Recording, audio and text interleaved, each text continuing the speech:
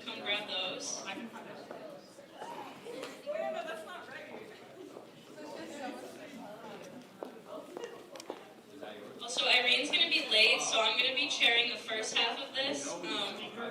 Those of you who don't know, my name is Allie. I'm currently the deputy speaker. But yeah.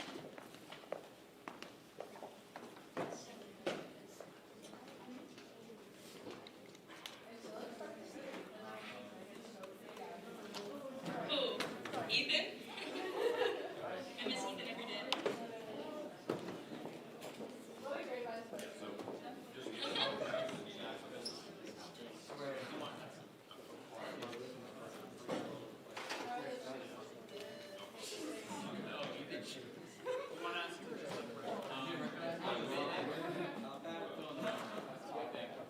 Oh, he was coming into the car. Alrighty, so it seems like everybody's got their stuff. Tonight is going to be a longer meeting because we do have our... Y'all, come on. It's going to be a little bit longer. We do have a few voting items in our budget, so I'm just going to get right started. People will kind of come in. So I'm going to call to open at 6:32. Our attendance is going to be on the attendance sheet. If you do have to leave early, text or email Joe. And we're going to go right into reports. I'm going to ask everyone to keep their report to about a minute, 2 minutes. Just really highlight the super important stuff and your meeting time, and then we'll move on. You can either come up to the podium or use the floating mic.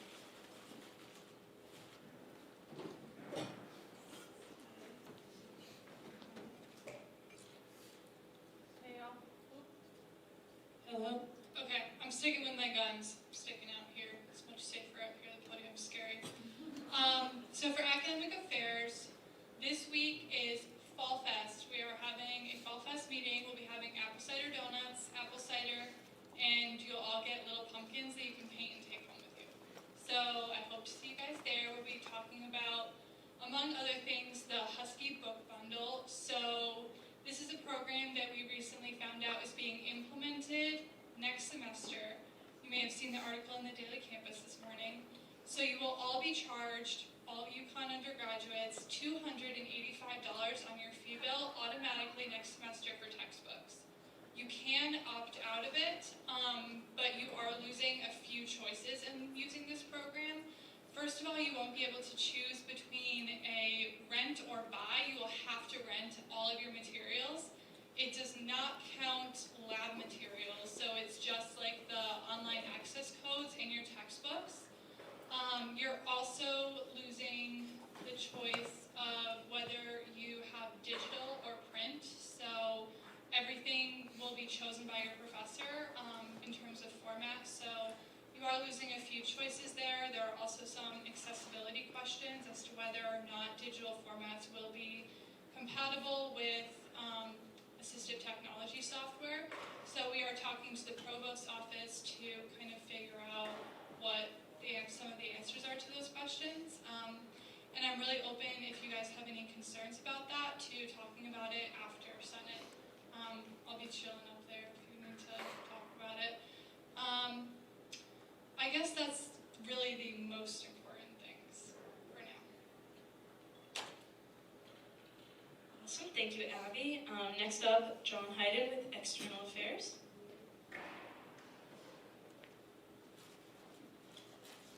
Hello everyone, I'll keep it really short. We've moved our meeting time to 5 p.m. on Thursdays. Hopefully that works better for everyone. I know it works for us people already. We're pretty much finishing up our election events and things we're doing. Towards the end of the week, we're pretty much going to be solidified in that, and we're moving towards all of our kind of policy lobbying efforts and some fun events that we're going to start getting going. So if any of that sounds interesting, please come to our meetings, 5 p.m. We're also still hiring for our advocacy chairs. So, thank you. Alrighty, thank you, John. Up next, Funk Master, Sydney Collins for Student Services.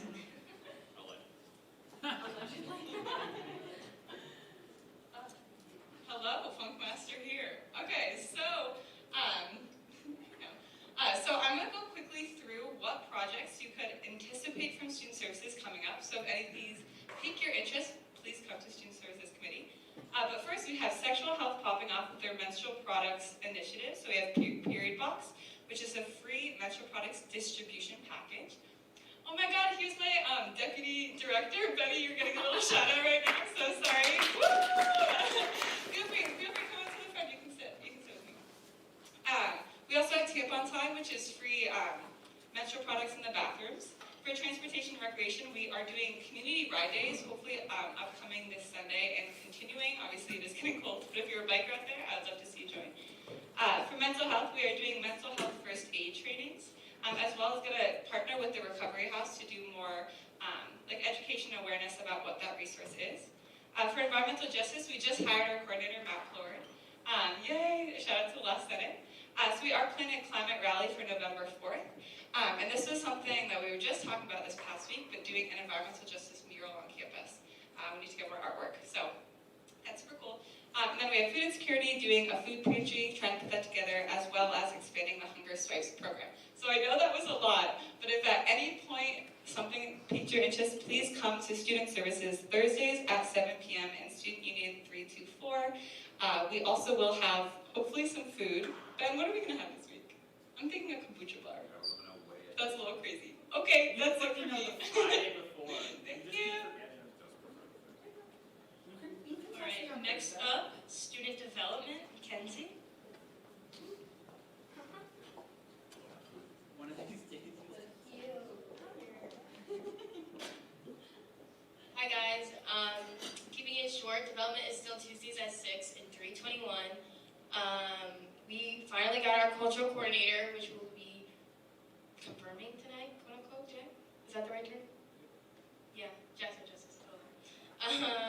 We've been confirming tonight, still hiring social justice, which is still going to be open for at least the next couple of weeks. So continue to apply to those. Love our centers that are coming, but we always need more, especially our MCDC centers, our culture senators, all those. Please come to development. We love you all. We're going to be starting our cultural appreciation series, working that out. And we have our cultural coordinator. So. Canceling on the 25th, which is next week. For anybody who is here in development, go to Triad. I will be there. Looking forward to having you. That's where I'm going to be pushing my people in development to go to for Triad on the 25th. Thank you.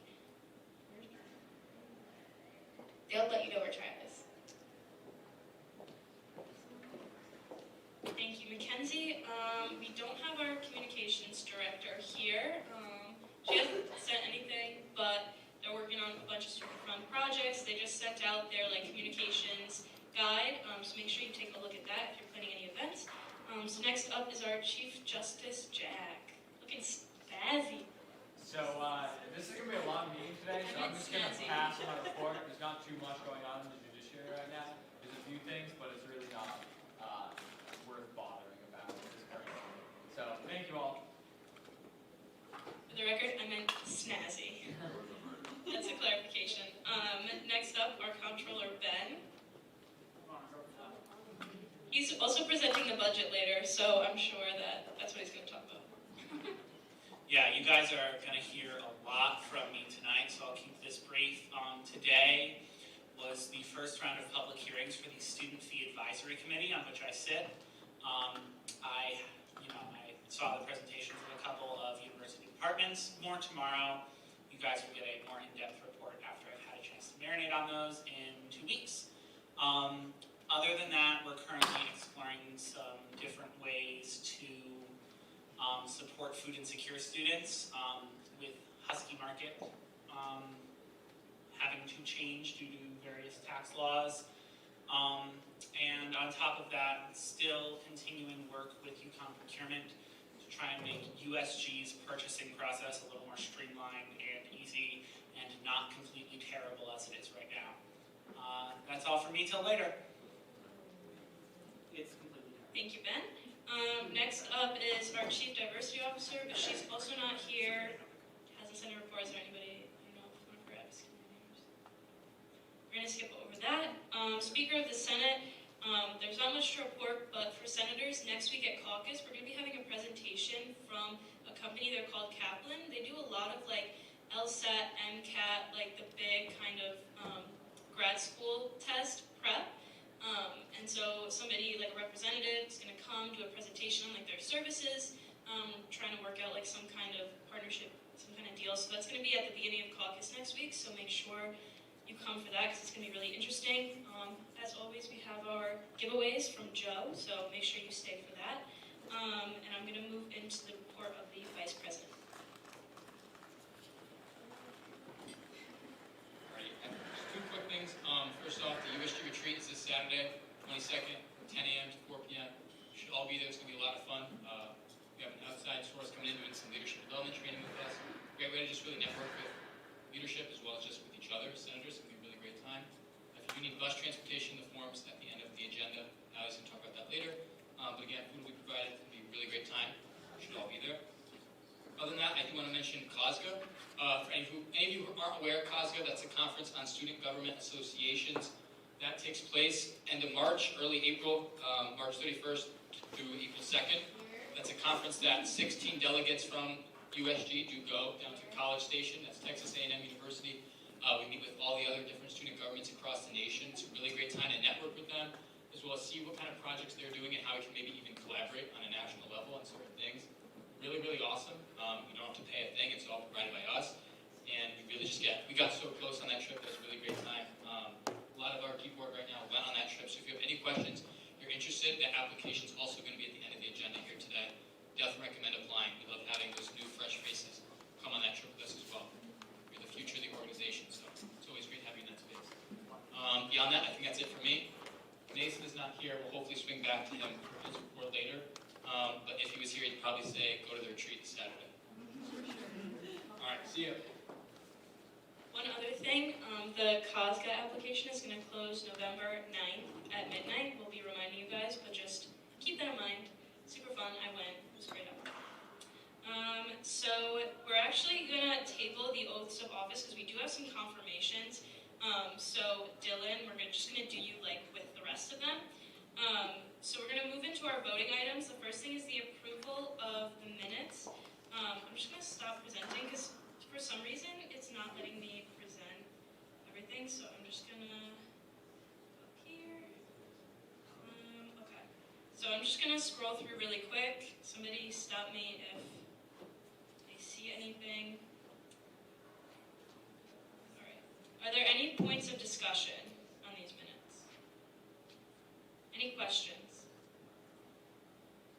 All right, I'm going to motion to pass this by unanimous consent. Are there any objections?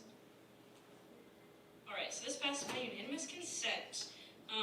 So then I am going to... Okay. I'm going to motion to just combine our 4 confirmations into one. I definitely am going to say some of these names wrong, so please correct me, but we have Lena, to the Women's Center ex officio seat. We have Ahmad to the Northwest Mailroom District, Mike to Hilltop Apartments, and Eric to the South Mailroom District. So, super awesome.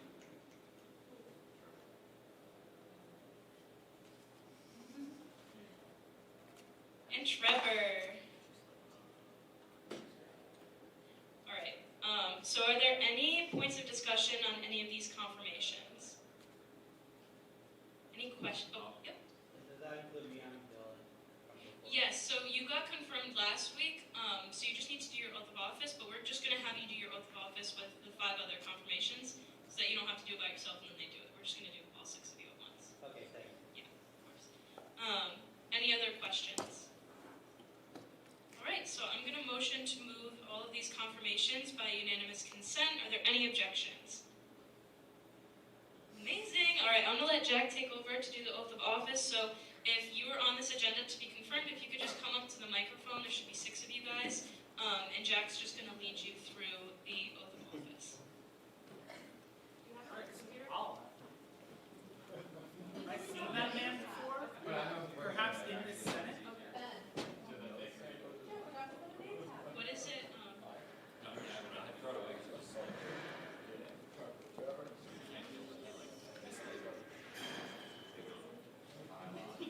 I'm not a part of that. I'm not a part of that. Y'all.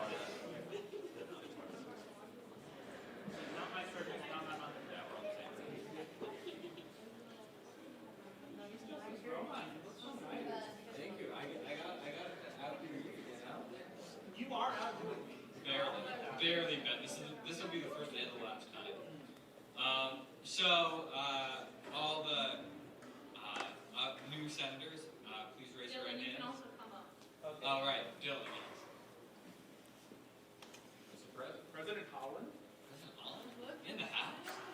All right, all the senators, please raise your right hands. I state your name. What was that? Do solemnly promise to uphold the Constitution, bylaws, and rules of the undergraduate student government.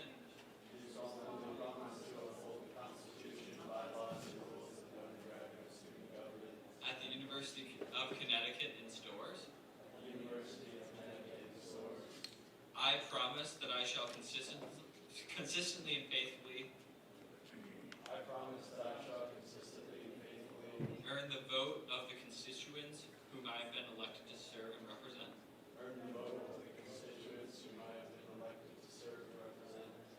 Finally, I shall maintain a vigilant eye on the welfare of the entire student government.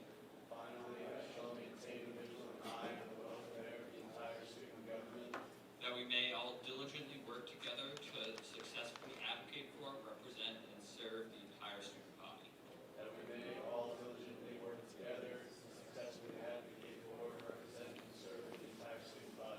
Congratulations, new senators. Congratulations, everyone. I'm so excited. I love seeing new senators. Thank you guys so much. I know we had some ex officios, some people who were appointed, so I really hope you guys get as much out of it as possible. So next up, we have the confirmation of Ryan Rosario to the Student Development Cultural Advocacy Coordinator position. So I'm going to let Mackenzie come speak if she would like.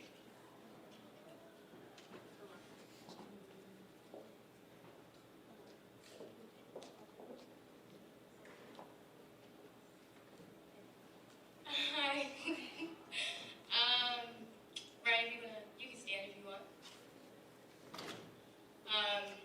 This is Ryan. We're confirming him to be my cultural coordinator, which I think everybody knew was a long journey. I've been hiring, if you ask our president, since the summer. But in actuality, I think I started like at the first week of the semester. I think everyone was rushing me to pick and choose, but we look for the right ones, we look for the good ones, and that's definitely Ryan. He's a freshman, but I think it works for him because he's coming in with great ideas and fresh ideas, even in his interview, already with initiatives and things starting and ideas, and it was something that I couldn't say no to. It would be wrong for me not to give him this position because he's a great guy. So, do you have anything you want to say, Ryan? Hello to all of you, and I look forward to working with you. Hello to all of you. There we go. Better. Hello to all of you. Thank you so much, Mackenzie, for your words. Once again, I look forward to working with all of you, being very productive, and making the position of cultural advocacy in the University of Connecticut a very efficient position, and one that we can take into the future to further develop the culture on this campus. So once again, thank you so much, and I'm looking forward to this.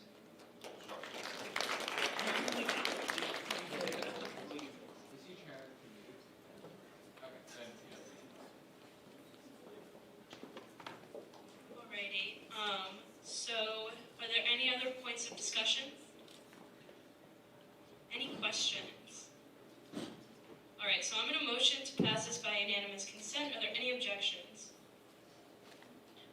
Congratulations, Ryan. Alright, so our next voting item is motion to approve up to $20,000 from USG General Fund, bunch of numbers, President's line item, conferences.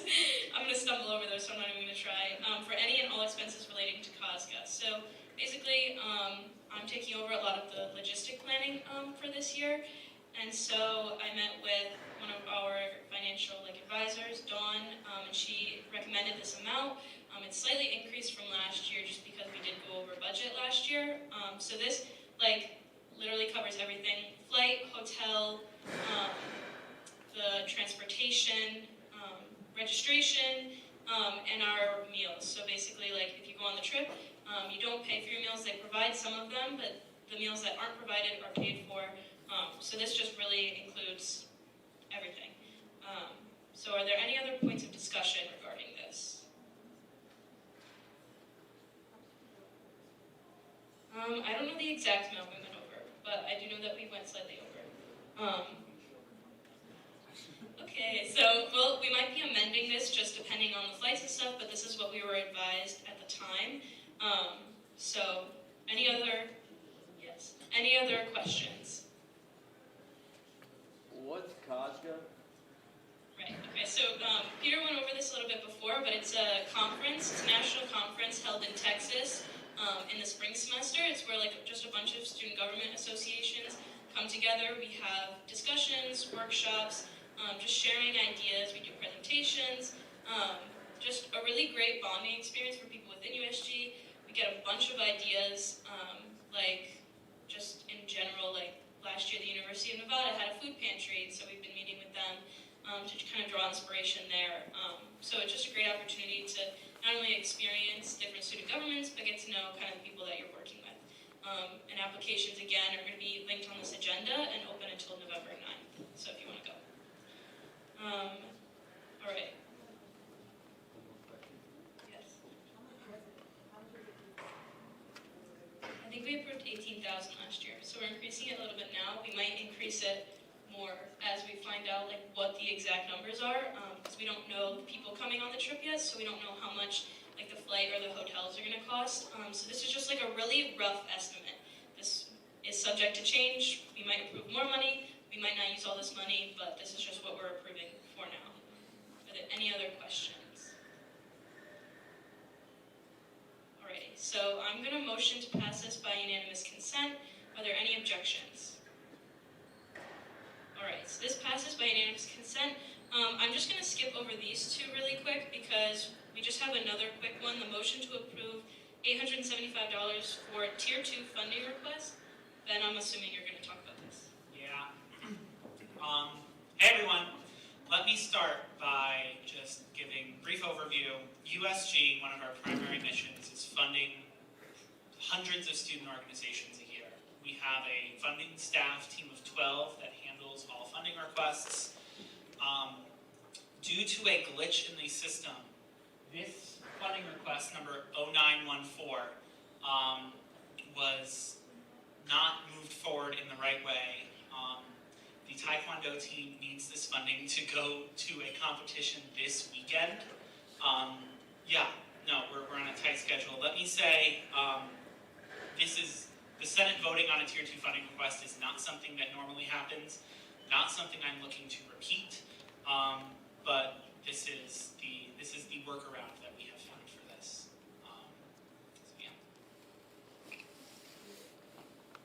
All right, thank you, Ben. Are there any other points of discussion? Yes. Messed up app.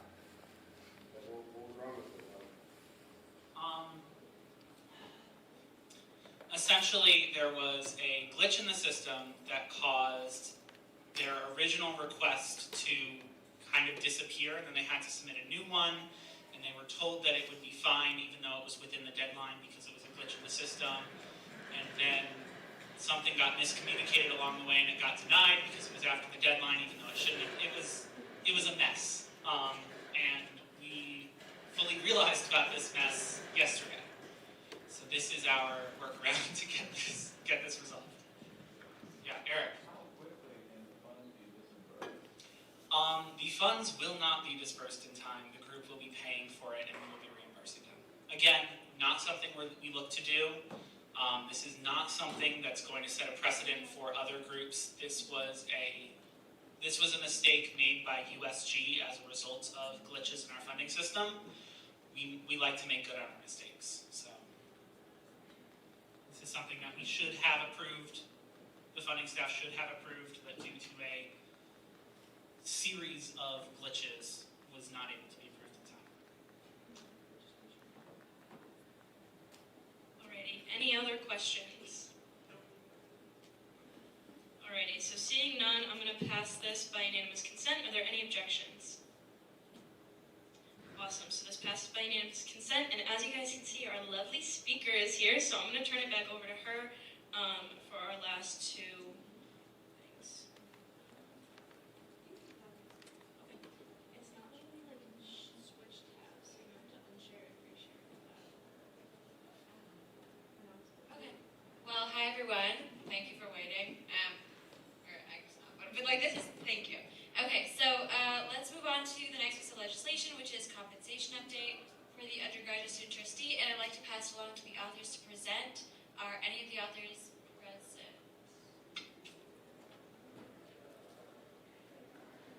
Howdy. You will be hearing a lot from me tonight. So, yeah, maybe I'll take a floating mic.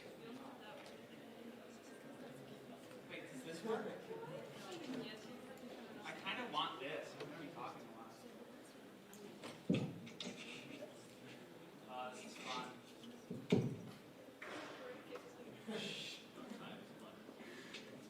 This brings me back to my theater kid days.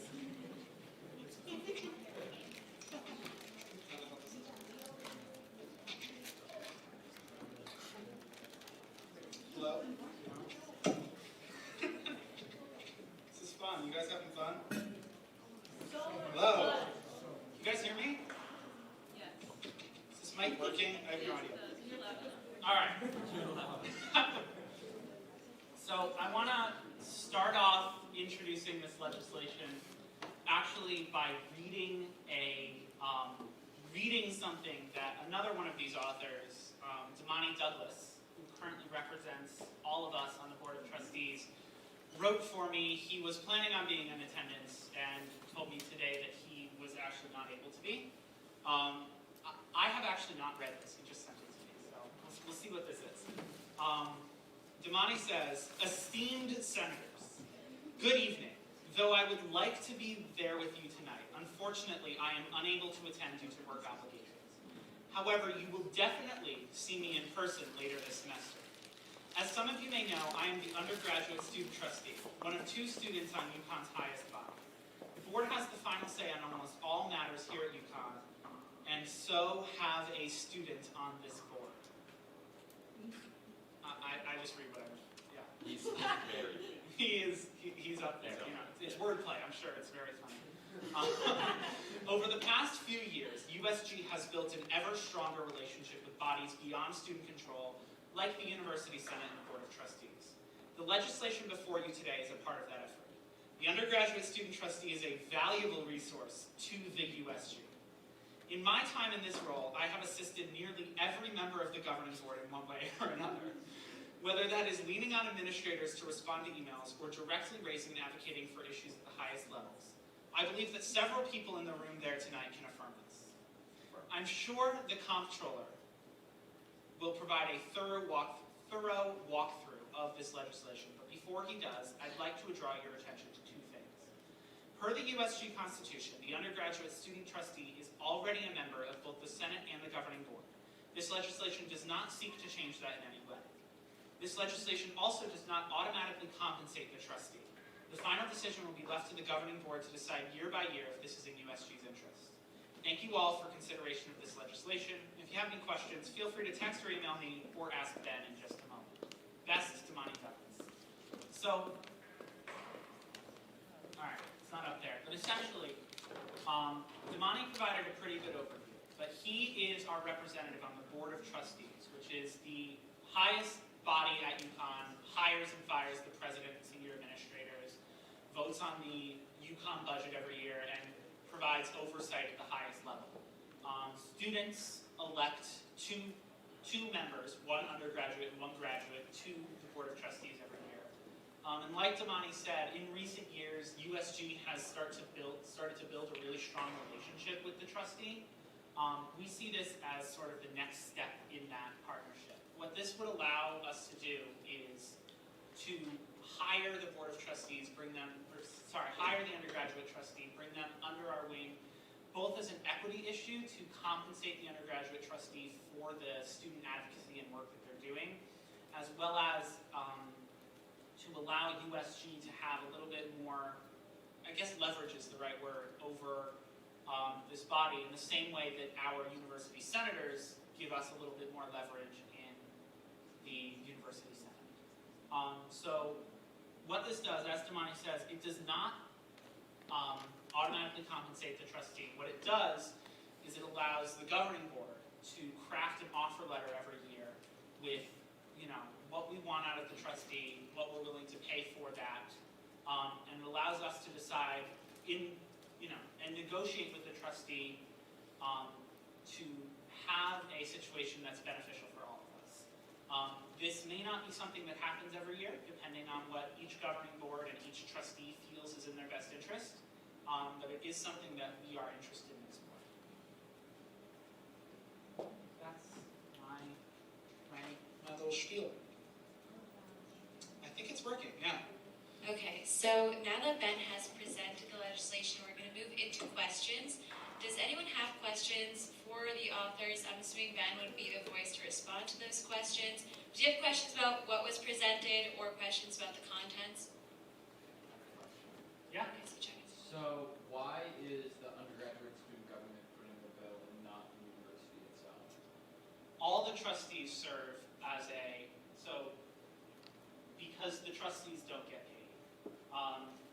So to give a little bit more insight about the Board of Trustees, there are 21 members.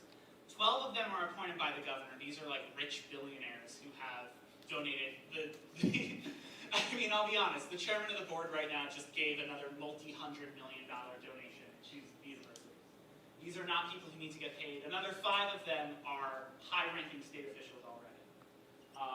And 2 more are elected by the alumni, and they're also rich. So it's really these 2 students who are the outliers. And USG compensates advocates. It's one of the things that we do. It is, I believe very strongly that it's an equity issue. We are able to bring a lot of people in and a lot of voices in who can't afford to work for free. Right now, the trustee's position is one where you have to be able to work for free, sometimes 10, 15 hours a week. As just a concern about equity, I don't think that's a good idea. And then quick, so I think it's a law out there that you can't have someone work the time that other people are volunteering for. So how would this fit underneath that law? Yeah, so that is specifically in the nature of university employment and in public employment, right? So what we're talking about is bringing the trustee in as an additional skill, right? If I go to the board of trustees meeting and I'm talking with the trustees about a financial matter, or I know Sydney and Mason recently went to talk about environmental issues, that's something that we would be paid for, because USG considers being an undergraduate voice different than being a guy appointed by the governor. Right? We consider that as a fundamentally different thing. Also, USG is not going to be compensated the guy who just gave hundreds of millions of dollars to USG. He doesn't. Yeah.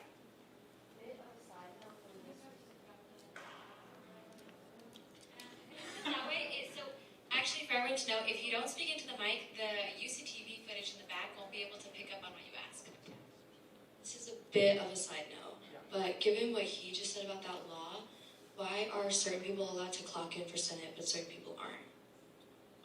That is a USG bylaw, and that is not super related to this, but essentially, when compensation first started, what happened is every member of USG who was compensated would roll up to Senate, sit on the back in their phones, but because they were at Senate, they were clocking in.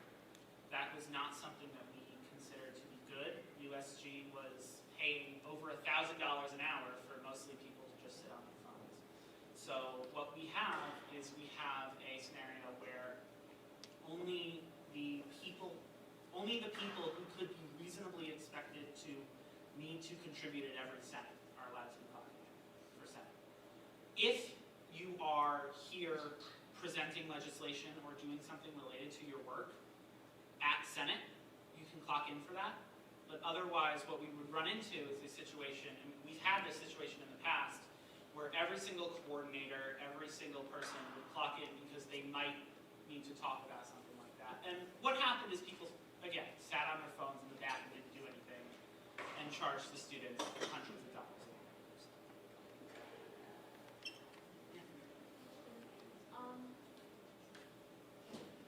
Unless you want me to repeat the question.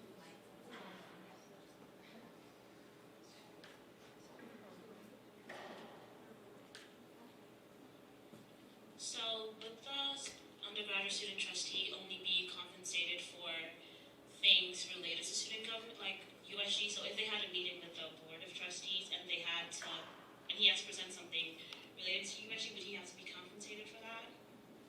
That is up to the trustee and to the governing board to negotiate amongst themselves. That is something, I know you sit on the governing boards, that's something that I'm going to be talking more with Damani about. I know Mason has already spoken a little bit with Damani about, and I want us all to come to a consensus about this. But what this allows us to do is allows us to adapt to the nature of each individual administration, each individual trustee, in the knowledge that those people are not always going to be the same, and that relationship is not always going to look the same. And ultimately, if the next administration decides that this is not within their interest, they are free to not negotiate. If the trustee decides that they don't want to be at all beholden to USG, they can just decide not to be. But it allows us to be a little bit more flexible about that relationship. Leo, I love your hat. This year you did not come to play.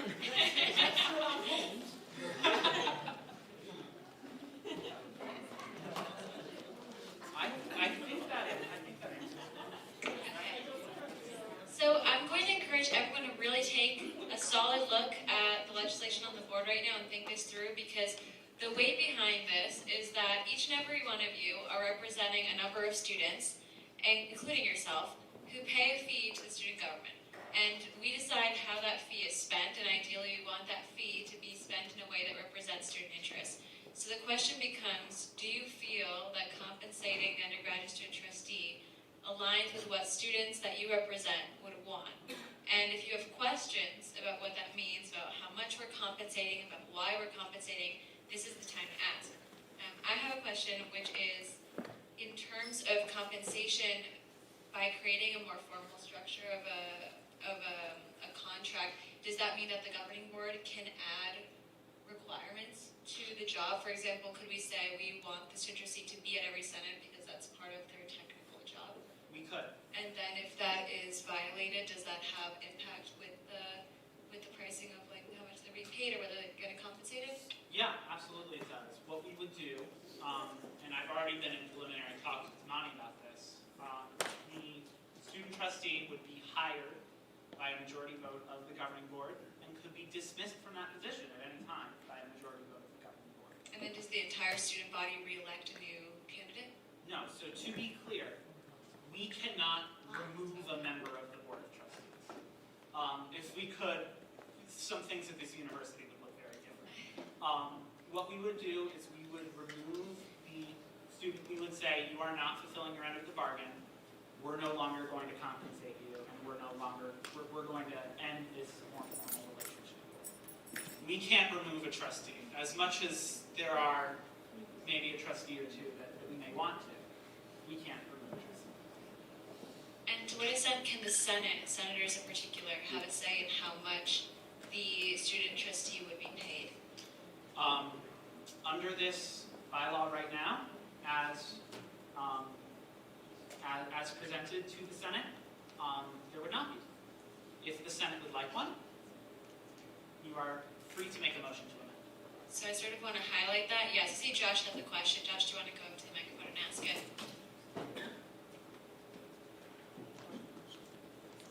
Would we be able to amend it so the governing board would make a letter and then we would vote on it? So I also like that. And Josh, you can make an amendment. You can make a motion for an amendment to be made. Would you like to make a motion? Yes. Okay, so Josh would like to make a motion to amend this piece of legislation so that when a contract is formed by the governing board, it passes by the Senate. Is there a second on that motion? That just requires anyways, I see a lot of people are in support, and so the motion has been made. Yeah, should I draft up some language as to how it would actually look? That would be awesome. So what happens now is we move into questions on the motion. So does anybody have questions for Josh about what this motion could look like, or for anybody really, or like Ben who's writing up the language? Do people have questions? And then after that, there'll be an opportunity for discussion. But specifically questions. Any questions right now? Okay. Oh, and actually, as everybody comes up, I know with Josh, I've said this name like 30 times, but as everybody comes up, just say your name and say what your constituency is, because if other people are from your constituency, which for Buckley should be not the case, but in general, if there are other people from your constituency, then they'll know. Yeah, okay, go ahead. Hi, I'm Eric Mead from Buckley Shippey. And my question is, are we going to vote on the amendment today, or Yes. not? Oh, so it's today? You're writing up right now? Yeah, I just did. Oh. It's 3 words. Thanks. So I think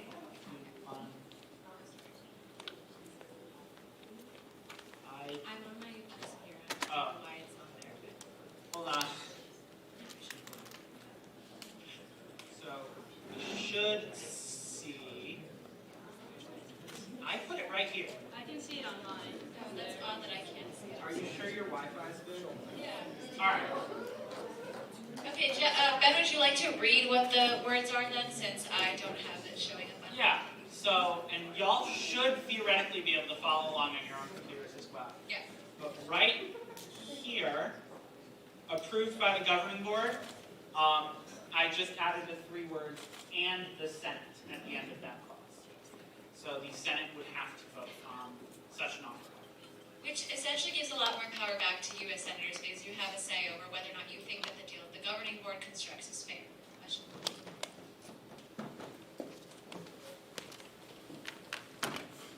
And name and constituency. Yes, hi, Kyle Lowry, CLAS Senator. Does the amendment also grant the Senate permission to approve or not approve the dismissal of this person?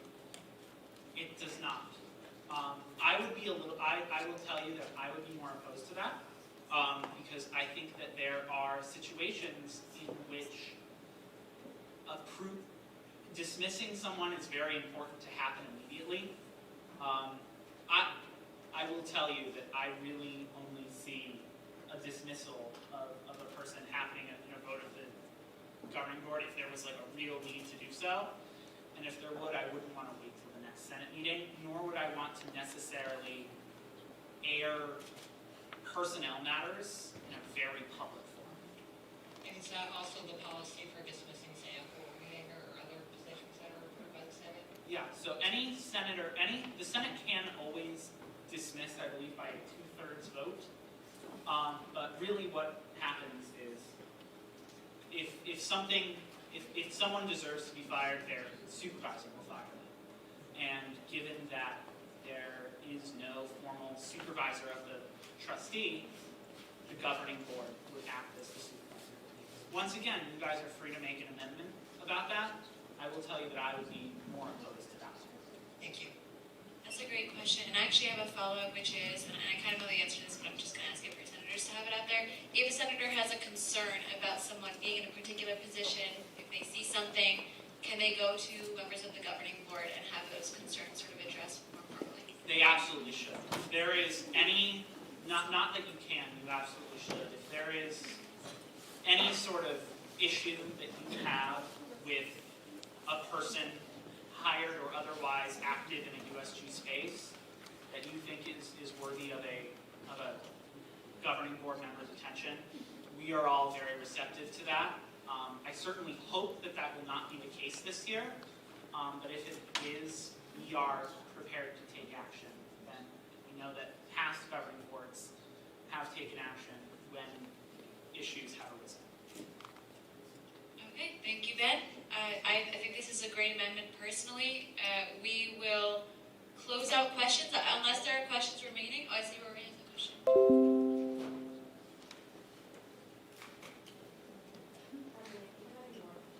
Okay, perfect. Hi, I'm Rory, the diversibility senator, and this is more of a technology problem, but I'm also not speaking on my end, so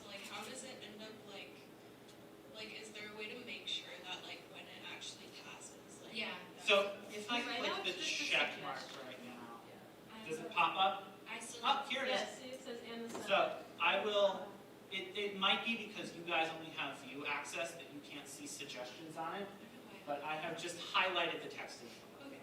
So it's possible. But the point is that it should be written. So that's a good question.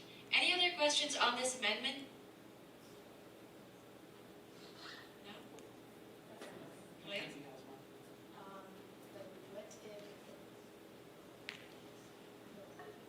The question was never mind. So with that, we'll close out questions on the amendment specifically, and we'll move into discussion on this amendment. So does anyone have anything that they'd like to say, either for consideration by your fellow senators, or just for the record, because anything that you say will go on the record and can point to for your constituents if they ask you what you've done this year? Anything at all that anyone would like to say about the amendment specifically? I would like to say something. Okay, Jack would like to say something. Say, give me my space.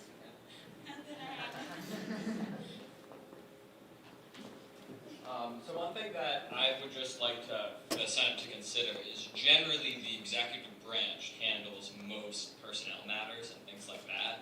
So this amendment, I will admit that the whole tenure thing with specifically pertaining to the trustee is new, and it hasn't been implemented yet, but it is a little bit strange to me to see the Senate overseeing an employment matter. That's generally something that the executive branch has the authority to do.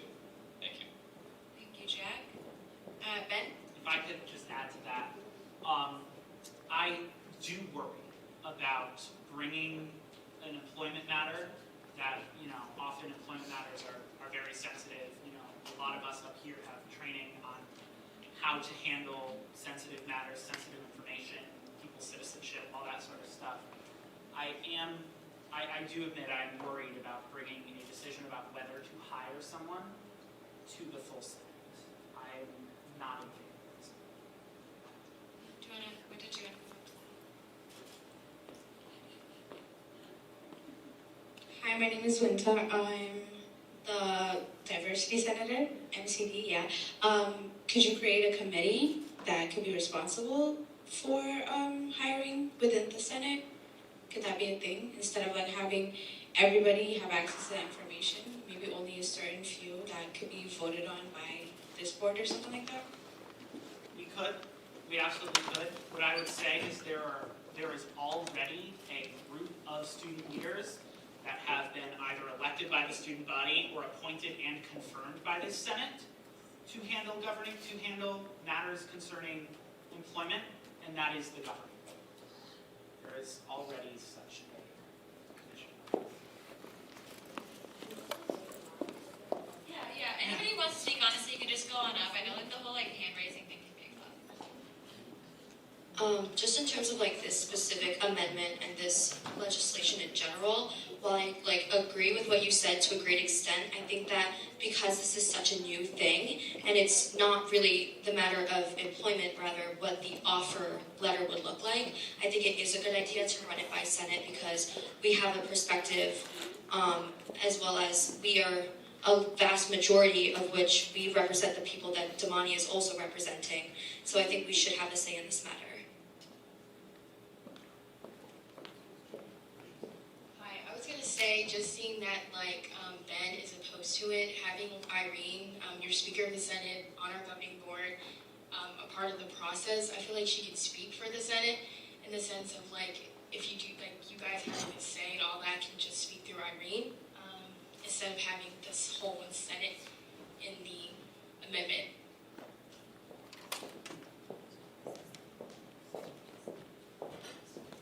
So building off of what Mackenzie just said, what we could do is instead of voting on it and presenting it to the public in front of Senate, one thing you could try is having the terms presented to you, over email, and then you can share your thoughts more privately with Irene if you have any serious concerns. That way it's not an official voting item, it could be a caucus item maybe, or something like that. I don't know if that's against our rules, but could be somewhat of a compromise. That would be allowed. That would be legal.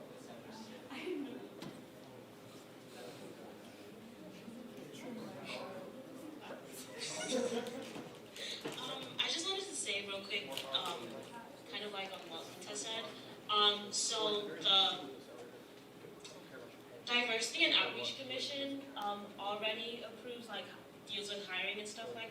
I don't know where to stand. Honestly, I think the best is if you grab the mic and you face everyone else instead of facing just like the people.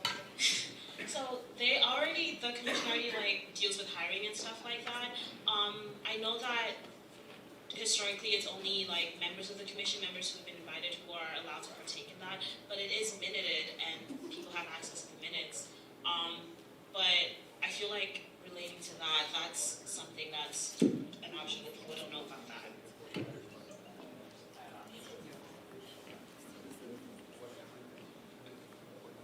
I just want to give a little bit more context on what the commission is. So Irene, as speaker, Mason as president, Anna Henkine as our chief diversity officer do have appointments to that commission. Typically those appointments are senators. So this is already that body that Winton mentioned before. We have like that committee that's in charge of approving hires, approving dismissals, and we could also just talk about that being, instead of maybe in the Senate, we could say in the Diversity and Outreach Commission, because that body already does exist to do this exact thing, and senators already do have a voice in that room. And if you are interested in those appointments, definitely talk to Henkine, Mason, Irene as well. Looking for people for those positions as well. But that body, just to your point, that body already does exist for this specific kind of matter. So I'd be willing to motion to do that if that's something that's more accepted by the author. I think this motion has to be dealt with first. I mean, you could motion to amend the amendment.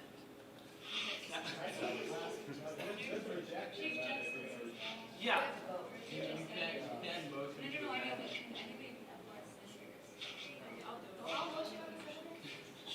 We do have senators. I think it may be more wise to dispense with this amendment first. Yeah, I will say, this is the decision of the Senate.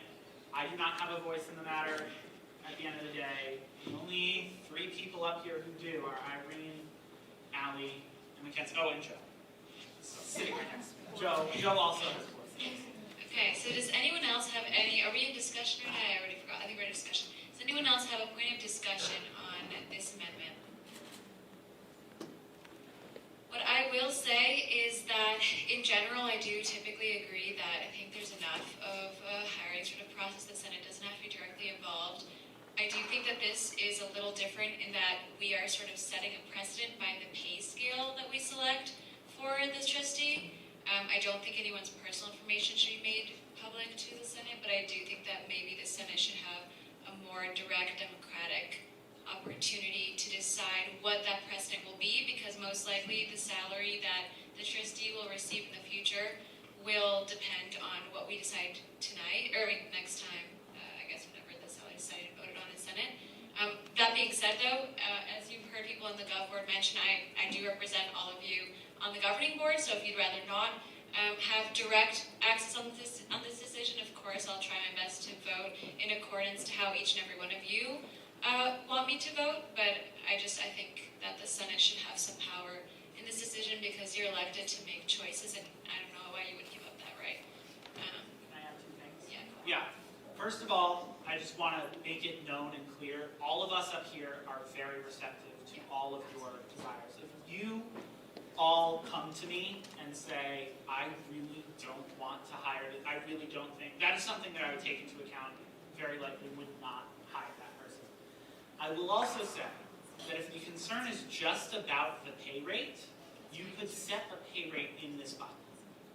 If the concern is more generally about what you feel the relationship between between USG and the trustee is, and if you are strongly opposed to allowing the governing board to handle that either alone or with just the commission, then vote for this. But if the concern is about the pay scale, if the concern is about knowing rather than deciding, that's something that we can do. I am still opposed to this amendment. That's all I gotta say. Okay, any final points of discussion on this amendment, and then we're going to vote on it. Okay, so raise your hand if you have been sworn in at some point up until like even today. If you are a senator and you're sworn in and have the right to vote. Okay, awesome. So, okay, awesome. So what we'll do is we will put this to a hand vote. For anyone who has not voted before, what that consists of is first I'll say all in favor, and if you're in favor, you raise your hand. In the past, people have said yay and nay, but I think I've always felt a little silly with that, so we'll just keep it to hands for now. And then I'll say all opposed, and you'll raise your hand if you're opposed. And please don't be shy, because all of this is public record either way. And then we'll ask abstentions, and that's if you choose not to vote. If you don't have a strong opinion, or you maybe don't feel like you're, I don't know, knowledgeable enough, for whatever reason you don't want to vote. Okay? Is that clear? Does anyone have questions? It is for the amendment. So we'll say like, yeah, and then there'll be a whole other one on the actual piece of legislation, but I think that'll be a lot faster because I think this is sort of the block point. So, and then keep your hands up for a bit so that can be tracked. Okay, so all in favor, raise your hands. Okay, and keep them up there for a sec. Raise them high. Yeah, raise them real high. Joe, I'm just sorry. He's a senator. He has the right to vote. He has the right to vote. Depended on you, really. Alana's going to let us know whenever she's ready. All set? Okay, and all opposed, raise your hands.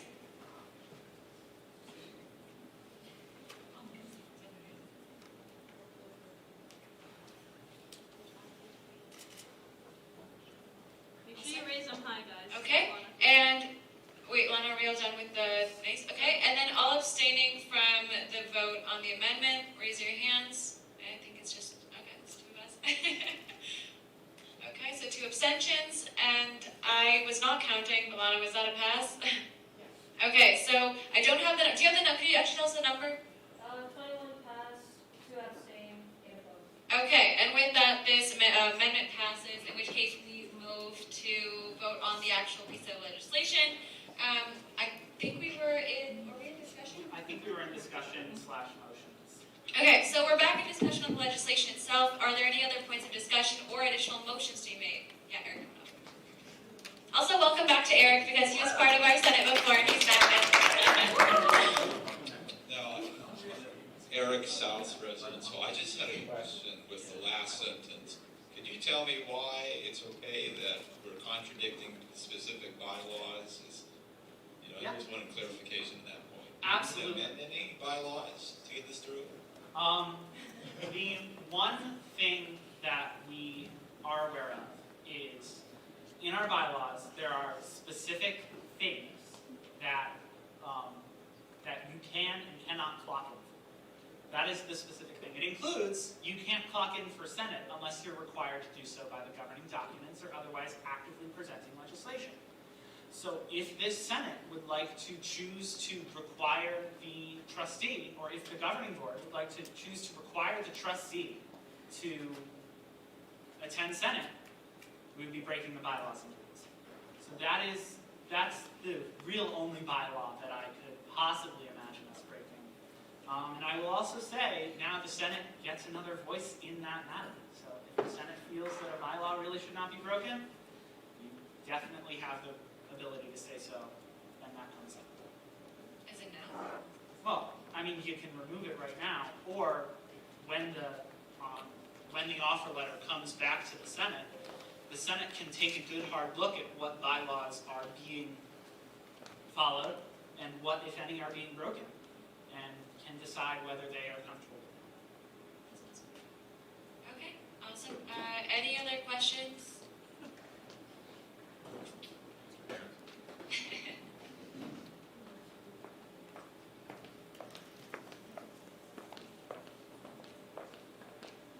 Hello everybody, I'm Will, CLAS Senator.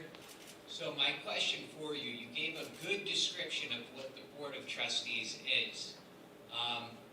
However, I haven't really heard a benefit to even having a connection with this individual. I know that they deal with important people, they're talking about things maybe we don't hear, but where does the real incentive lie in developing this relationship? So I think that is the benefit, right? And the thing about the Board of Trustees is it's weird and it operates a lot, frankly, in the shadows.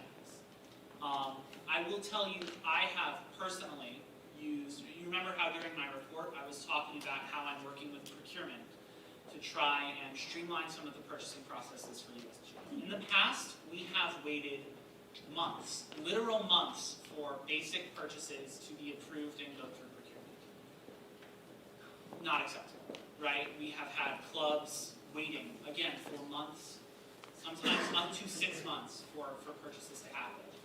The only reason that I am able to have this conversation at all is because I had Damani reach out to procurement. I had people who were not being responsive to my emails, an email from Damani, and I was sitting down with their boss's boss a week later.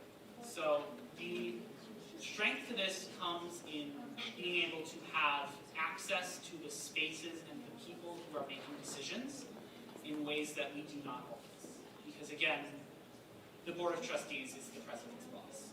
And that's a really powerful incentive for any university administrator who doesn't want to talk to a student to sit down with the student. Thank you, Ben. Of course. So, I apologize for coming up again. I'm pretty sure that there is already a mechanism in the Constitution to suspend compensation of members from pay. Article 8, subclause 4 states the undergraduate student government shall reserve the right to suspend compensation for some or all of its members under extraordinary circumstances. Such a motion may be made by the comptroller, president, or an advisor of the undergraduate student government and shall be affirmed by a majority vote of the full judiciary before becoming binding. I don't think that having another mechanism for doing so is constitutionally appropriate. So what I will say is this is not, the dismissal vote would not be a motion to suspend compensation. It would be a motion to dismiss someone from employment. I think that that's an important distinction, right? We're not saying you still work for us, but we're not getting paid. We're saying you no longer work for us. And I think that's an important distinction, right? We can fire someone. We can't fire the comptroller, right? You can impeach the comptroller. Sorry, no. This sounds a little personal. You can't fire Do it right now. Trustee, right? We can't do that. You can't fire the trustee from the Board of Trustees. What we're saying is we should be able to fire him from USG. That's a good idea. Yeah.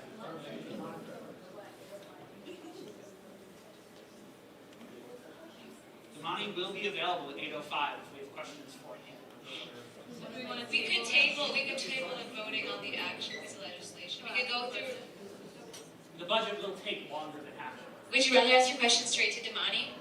My question is just, is Jamali currently considered a member of USG? Damani is, under the Constitution, a member ex officio of both the Senate and the Board.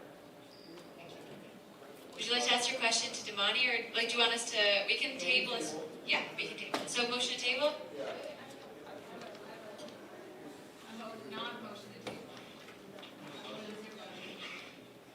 Motion to amend the motion. Yeah, let's just take a minute. Okay, so what we're going to do is, do I see a second on the motion to table? Okay, I see enough. So we're going to table this, and actually we're going to take a little recess, and during that recess we're going to take a photograph, because where is James? Where did he go? Okay, so James is our amazing, well, one of our amazing comms team members, and he is very talented with camera, and he has come today to take a photograph of us so that we can document our Senate. Obviously our Senate will just keep on growing, but it's nice to get a picture in there that we can have for the future, because it hasn't been done in a couple of years. So what we're going to do is we're going to set up some chairs, and we'll have the rest of the Senate sort of standing around. We'll sort of go to James' discretion, but that's what we're going to do in the next 5 minutes, and then we'll get back to the budget. Because it also might be good to stand up and walk around a little bit before I sit through the budget talk. Okay, so we're going to take a little break. Take a little break, and then we'll be back after the photo.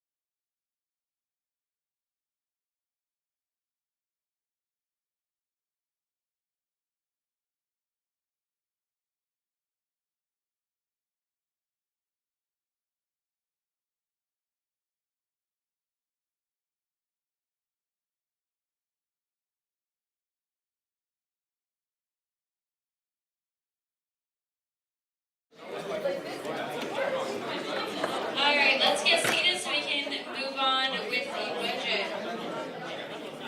You're back to me.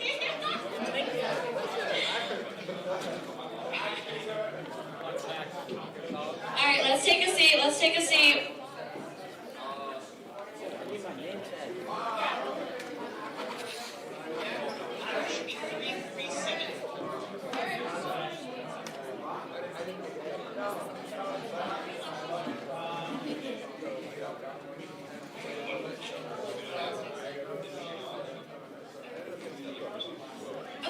All right, so what's going to happen next? So we're going to call to resume at 7:48 p.m.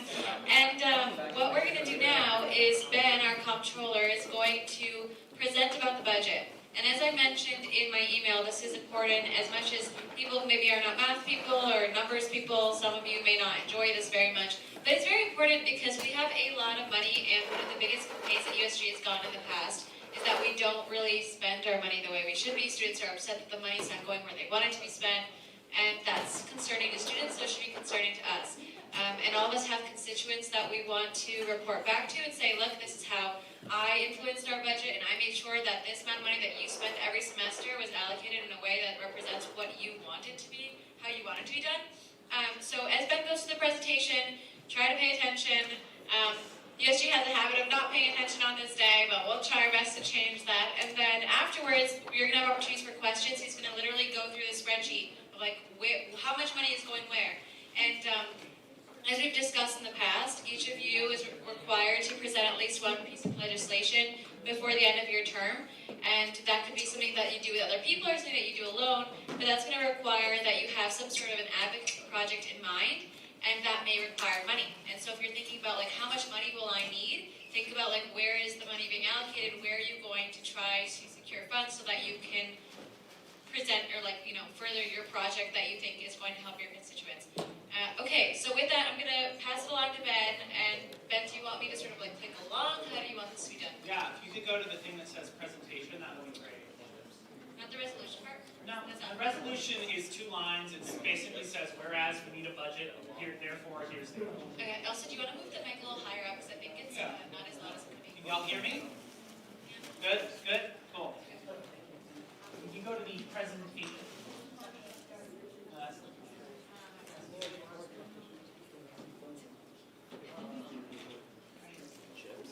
Slide 6. We got an individual bag.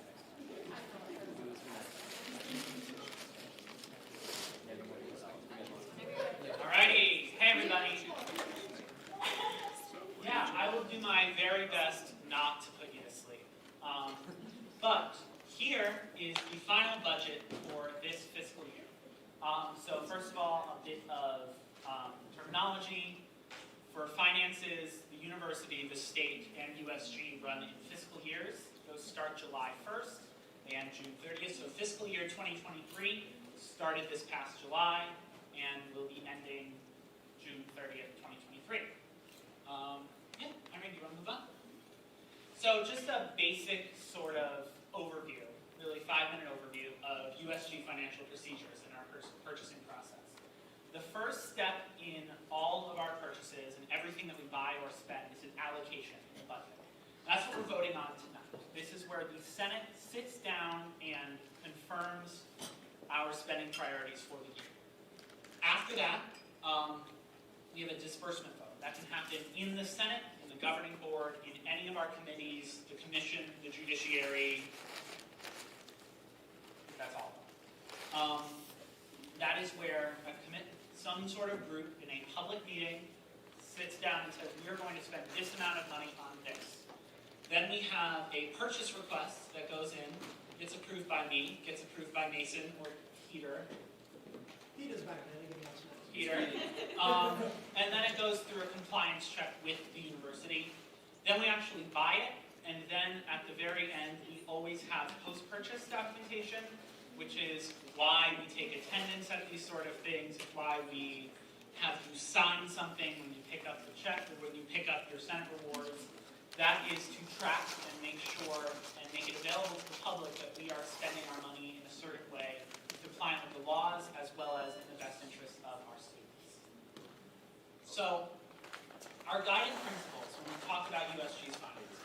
We collect student fees, $45 per student, per undergraduate STORS student per semester. That comes out to 1.7. Y'all good? No.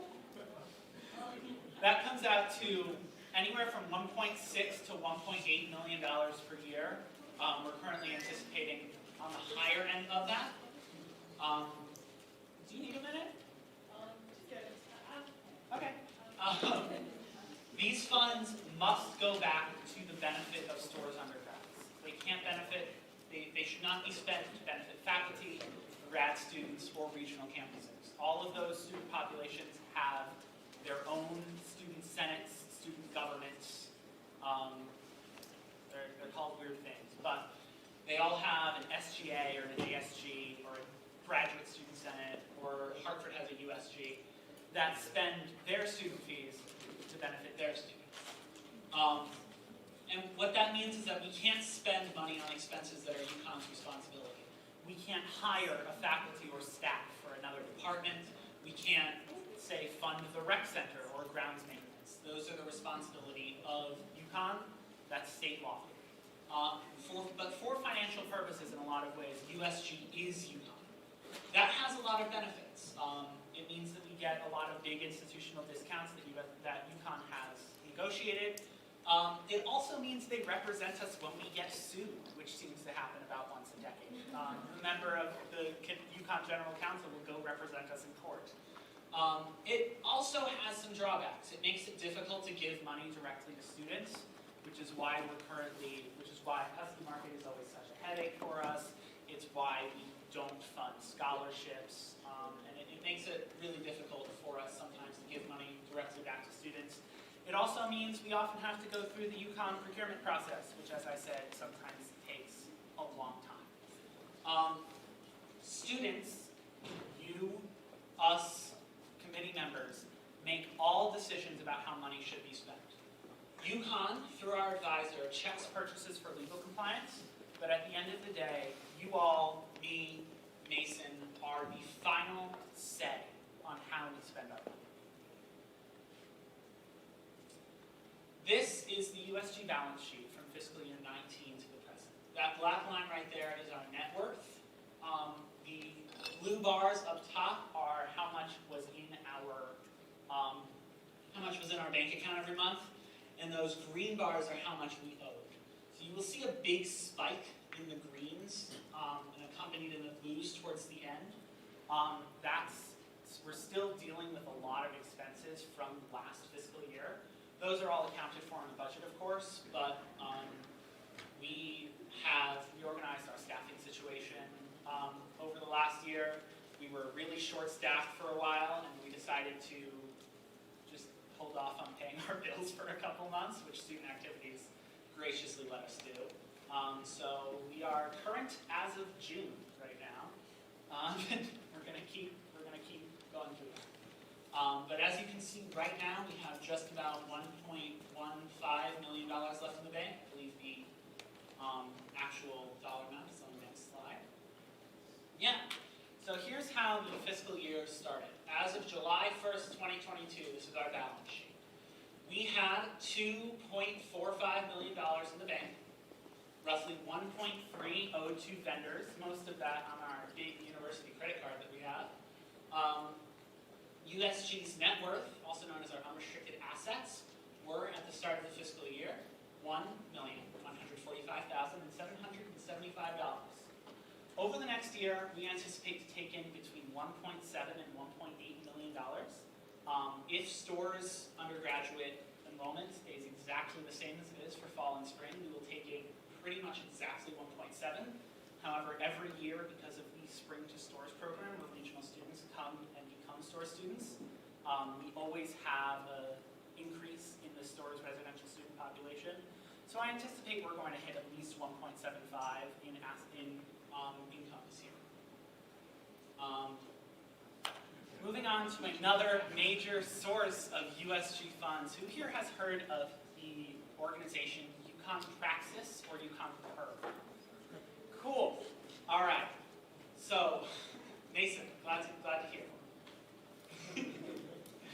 So, pretty much exactly at the start of this fiscal year, I got an email from the Office of the Connecticut Attorney General, which basically said, we have made a determination about UConn praxis. So for those of you who are unaware, UConn PERG was the first student organization to ever take in student fee money. I believe that started in 1970, I'm going to get this wrong, but I believe it was 72 or 73. Were the first ever student organization to take in a $5 fee from all undergraduate students every semester. They were affiliated with a national organization called PERG, the Public Interest Research Group. And due to, well, frankly, a lot of reasons dealing with their relationship with PERG, they decided to formally disaffiliate at the beginning of last academic year. So I believe they started the disaffiliation process in early 2021. And the Office of the Attorney General made a determination end of last June that because of that disaffiliation, they were fundamentally not the same organization and could not continue to collect student funds. So at that time, the organization called UConn Praxis had to forfeit their entire fee balance, roughly $455,000, and I got an email saying, it's yours now. So we are responsible for those funds. Can we go to the next slide? So after paying off all of their bills, we are left with $420,000 of UConn PERG and UConn Praxis's money. This is money that we are charged with spending. We are charged with spending that by law according to PERG's mission: voter registration, education access and affordability, hunger and homelessness, sustainability, environmental justice, and climate change. So this is kind of a one-time infusion to our budget that we are able to and should be using to affect the same kind of change that PERG did on this campus for just around 50 years. Yeah? Is that it should be morally or should it be legally? Legally. We are legally obligated to do so. Yes? We have a leg to stand on to increase our semester fee by $5. I'll get to that. Yeah, I mean, the question of our student fee and the fee that we collect every semester is always one up for discussion, always one that I am being pushed in one direction by the university and another direction by the Senate. So we'll get there. We'll get there. Out of this fund, we've already approved $175,000 for Husky Market, helping food insecure students. Did you have a question? Yeah.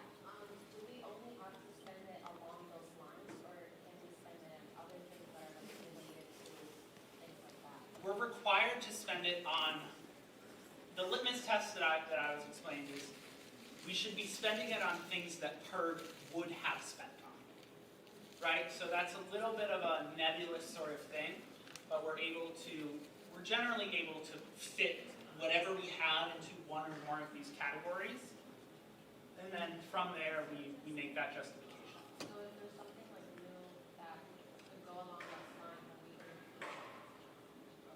It really depends on what it is. I will say we have spent on things that PERG did not spend on, that existed alongside PERG. We also, these water bottle refill stations are something that Praxis's last president, they were discussions that he started having as, I think as a member of USG, as a senator in 2019, that we recently approved $75,000 for equipment upgrades and water bottle refill stations around campus. And we fit that into sustainability, right? So these are really broad categories. Most of our spending can fit into one of those. What I will say, if there's a expense that we really feel should come out of this account, I'm willing to go to Matt over it. Yeah, I think Winter had a question first. Yeah, so is PERG still like active on campus, or? So PERG doesn't exist. PERG stopped existing. Praxis, their status is not yet determined.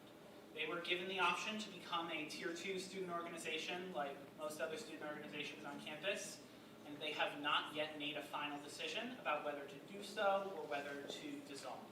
What I will say is that we have reached out to some of the former leaders of PERG/Praxis, and we have, for the most part, gotten the response we're not getting paid anymore.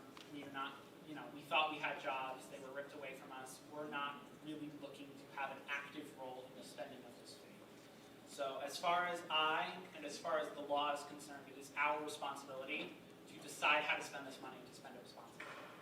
Do you have a question? Wouldn't also refelicitation count as maintenance something that students would not have to pay for, and instead should be like an advocacy work where the university would be actually obligated to implement these refelicitations? Basic human rights. I mean, like, why would we actually spend that money, which counted still from student fee? I'm not saying that they actually connected that other way, but it was collected from student fee to actually implement for, like, I would call them as maintenance because it's not something that only implemented to our own, but also to the university overall. We talk about sustainability all the time, but wouldn't this be the university's responsibility to implement? Yeah, that's a very, very good argument to make. Yeah. It's my first time at the microphone. I'm a little excited.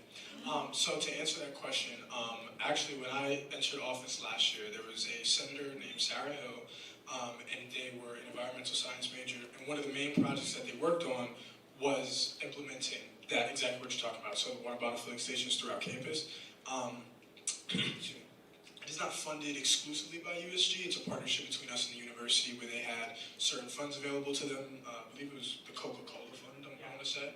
And then they asked us, how much money can you put up, right? They also asked us to ask students, and because they don't know, like, where the water bottle filling stations, like, are needed. Like, in theory they would, but, like, they're adults, they have families, they have jobs, they have a million other things to worry about that, like, individual residential halls that don't have water bottle filling stations isn't on their mind on a daily basis. So one thing that Sarah Hill did, and, I'm thankful that they did this, they literally went through a list of the residential halls that would most likely need these water bottle filling stations, prioritize which one should, create a whole spreadsheet, broke it down by cost, and et cetera, and then we presented it to the university and we said, hey, like, this is what students have indicated they want, where they want them, and this is how much we can put up, how much can you guys put up. And in conversations that we had last year, that ended up happening. The project started, it's currently underway, but by no means is it just us. We called upon the university to meet us halfway. And I have a little update on the project as well. So the first phase has already been approved, and we already had some installs at Northwest.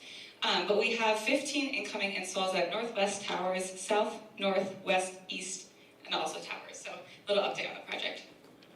So just to kind of back up in response to that, my question was not actually we needed them or not. We definitely need them, and that's why we would have them. But my question would be specifically, yes, USG is kind of obligated with the university. I mean, if their job is not to worry about where are actually the refill stations are, what their job is at the university, like what they are doing in their offices.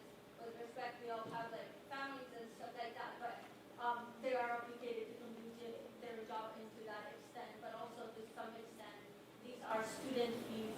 We're already paying tuition to the university for like we have a lot. If you look at our fee bill, it's full of numbers and so many divided things. Why would we still have to pay for that while the university should actually, when the university actually built a new science building that they asked USG to fund it? I don't think so. So why would they actually ask for basic, like actually if you have water in residential, like, why would they ask USG to pay for that? Wouldn't that be also like the university would have responsibility in saying why did we actually take more of the student fee while other or student organizations or like the student fee are giving to USG for a specific reason, and that's to actually maintain something that the university itself should be responsible for. Yeah, for sure. One thing I will say, and when I say like, they have families and everything, I mean that to say we're students, right? We live in the residential halls. That issue is prevalent and it's around us every day for those of us that live there. For them, it's not something that, it could be something that's just not in their purview that they're just not aware of. So that's one of the reasons why, number one, we spoke up about it. But also at the same time, we did put out a survey before I came into office, but asking students, number one, would you want to spend your student fees on this? And number two, if so, where would you like these water bottle filling stations actually implemented? So it was something that students asked us to do. Students said that they wanted their fees going towards that. And The third thing I would say, and it's really just an unfortunate thing, you guys have seen the Cultural Center situation, you've seen it with multiple other examples at the university. Sometimes administration, faculty, the university in general doesn't realize that something matters until we speak up and we say, hey, this matters, and we want you guys to do something about it. But the unfortunate reality is that, priorities, right? Like, they clearly have priorities, to your point, for a science building and not for a water bottle filling station. But at the same time, that's when we come in and we say, listen, we have a multi-million-dollar budget, which Ben is going to go through today, and we want to figure out diligently how do we spend that money. Because to your point, it's a lot, right? It's $45, I think we talked about upping it to $50, but it's a lot, right? Every semester, that's what students are giving, and sometimes that's a little more than some students can actually give out, right?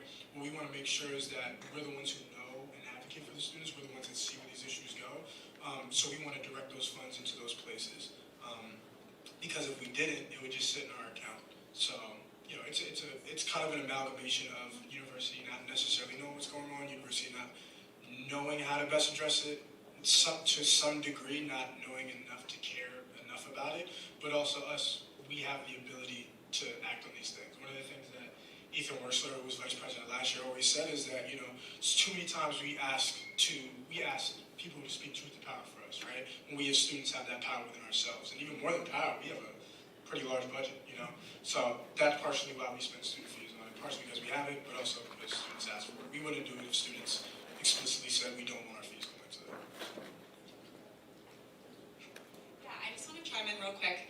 I think what you're saying is spot on, and kind of a problem that we talk a lot about, at least in our internal student services team. Because when we think about the initiatives we do, it's really easy to point back to the university and be like, why aren't you paying for that, right? We think free menstrual products. We think about putting, stuff in the bathrooms so students get tampons. And it's a struggle, with the university of seeing, where will they meet the need and where is there still additional need. And I think that's where USG comes in, where we have those conversations with administration, say, how much will you fund? Okay, there's additional resources that we have and we can fund that even more. And I think the water bottle filler stations is an example of that. We had $100,000 that the university is willing to put up for that, and then we tacked on an additional $75,000 so we could even purchase even more water bottle filler stations. But I think that's a great question to ask, and I think that's things that you can ask when we talk about like the student services budget is, what is it USG's responsibility to pay versus, still putting pressure on the administration that it's their responsibility. But for right now, I think about, free menstrual products. The university isn't willing to, or doesn't have the resources to fund tampons in the bathrooms, but there's still that need. So like right now, immediately, that's what we'll fund, so we can give access to that for students. But I think that's a great question, so I kind of wanted to mention that. Yeah, I think that both of your points are really important, like about the student power and stuff. And I also think, like, just to answer your question a little more like specifically, a lot of it has to do with Coca-Cola. They won't let Coca-Cola has a huge monopoly over the university and literally anything to do with like liquid or like food in general. Like anything that you drink that you buy from like, downstairs or wherever, it's a Coca-Cola product. So allowing like water bottle refill stations is directly against their, business model. So they're not gonna let the university just do that without putting up a big fight about it, which is why I think that us as students need to do it, because, even though there might be people at the university that agree that this is a really important project, their hands are a little bit tied because UConn has a major contract with Coca-Cola. I also do want to touch a little bit more on that contract. Does this still work? Yeah. Okay. I do want to touch a little bit more on that contract, actually, because it's an important point to bring up when we talk about these water bottle refill stations. So the university has a major contract with Coca-Cola. As a result of student voices, as well as the money that we committed a couple years ago, with $75,000, we were able to put Sarah Hill, to put credit where credit is due, was able to put some really extreme pressure on university purchasing and Coca-Cola themselves, and get then Albie as well, who was the most recent president of Praxis, were able to put some pretty heavy pressure on university procurement as well as Coca-Cola when they were renegotiating their last contract to get $100,000 from Coca-Cola for the purposes of these water bottle refill stations. Part of that was us using that $75,000 as we're willing to pony up if you are sort of thing, and and we were able to get that through procurement, get that from Coca-Cola. And you know, USG administrations dating back a couple years have decided that the $175,000 benefit that students are getting, plus the ability for USG to pretty much direct where these water bottle fillers are going, was worth the $75,000 initial commitment. You are, again, free to disagree on that, and I think that there's always this duality when we talk about budgeting, we talk about specifically student services, but more broadly the spending that we do. How much of this really should be the responsibility of the university, and what is our responsibility in advocating for the university to step up more, but also to fill that need in the meantime, right? It's always a question. We don't want to set the precedent that we're just willing to pay for everything the university won't. At the same time, we want to make sure that students are getting what they need, that the basic human needs are being met, while we pressure the university to do more. It's a balancing act. I can't promise we're always going to get it right, but we're sure trying. And all of you in this room, throughout the semester, are going to have, and throughout the year, I should say, are going to have the ability to weigh in on how you feel that balance should be struck. And I look forward to that conversation. Any more questions about this in particular? Awesome. All right, so we have this $420,000 fund. We've already approved $175,000 for Husky Market, $75,000 for water bottle refill stations, $60,000 for Husky Print, which is our free campus printing initiative. That already is $310,000. So we are really burning through this money, which is, I should note, exactly what we should be doing, right? The last people to ever pay a PERG fee are now seniors. I believe some of the people up here paid a PERG fee when they were freshmen. I am a junior. I never paid a fee to PERG or Praxis. And we really want to get this benefit out as much as possible to the students who paid the fee. I personally feel that the responsible thing to do is to spend this as much as possible. I set a goal for myself at the beginning of this year to spend 2/3 of this, and I'm happy to say we're on track to do so. Good question. Were also regional campuses students obligated to also pay the PERG fee? They were not. This was a stores initiative only. Again, each regional campus, as well as the store's graduate students, I don't believe that the medical school or the law school have something like this. They all have their own student governments that collect $45 a semester as well. So we have in the past partnered with some of those regional campus organizations when we want to do something that's a little more broad. Yeah, Josh? Yeah, each of the regional campuses have different tier 3 organizations. Yes. Some have similar mandates and get similar functions, but they're not the same. UConn Hartford did have a separate PERG up until, I want to say 2019. That was before my time, but I believe UConn Hartford PERG ceased to exist in 2019. It did exist for a couple decades, and I don't know the circumstances around how and why they dissolved, but they did. As far as I know, no other regional campus has a PERG, or has ever had a PERG. Okay, we ready to move on? Okay. General principles and ideas when managing this budget. So for those of you who were around last year, saw last year's budget and last year's preliminary budget proposal, you will remember a text that I put up on the board from Damani, actually, from the trustee, who asked me, "You got beef with general?" And what that was referencing is, for years, we had a section of our budget called general. I did have beef with general. My personal feeling is that when we're budgeting, every line item should have someone responsible for it. Be it Mason, be it Abby, Sydney, me, whoever that is. I think that when we have stuff in a general fund or in some sort of slush fund, it decreases accountability, and it also makes it a lot harder for you as senators, for students at large, and for, frankly, us as leaders of USG to know who's responsible for it, who to ask, who's going to coordinate a given spending plan. The general budget is gone, and its contents have been transferred mostly to Mason's budget and my budget. that's kind of the first principle up here. Each office manages the responsible spending of all of its line items.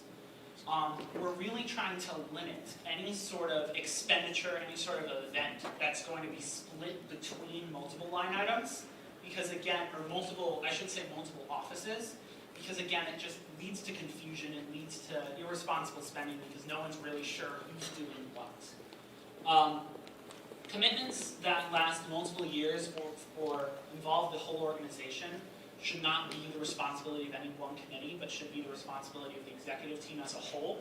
So all of those now live in Mason's budget or my budget. The next principle is spend down the fund balance. Again, we have almost $1.25 million sitting in the bank, as well as another almost $500,000 sitting in another bank account. It's not really responsible or a good use of our student fees to keep all that money sitting around. So our goal is to spend down that fund balance. We posted last year a net loss of nearly $300,000. I'm hoping to increase that to $500,000 this year. Finally, the communications team is going to be handling merchandise this year. In the past, USG merchandise for events or the stickers that we give out, the buttons, all of those, have been handled by multiple offices. It's really just a mess. We're going to centralize that in the communications budget. As a result, you will see some small decreases in offices like the president's office, I believe. Student development got hit for $10,000. Diversity got hit for, I don't remember the number off the top of my head. All of those are centralized into the communications budget. Yeah, Shrima.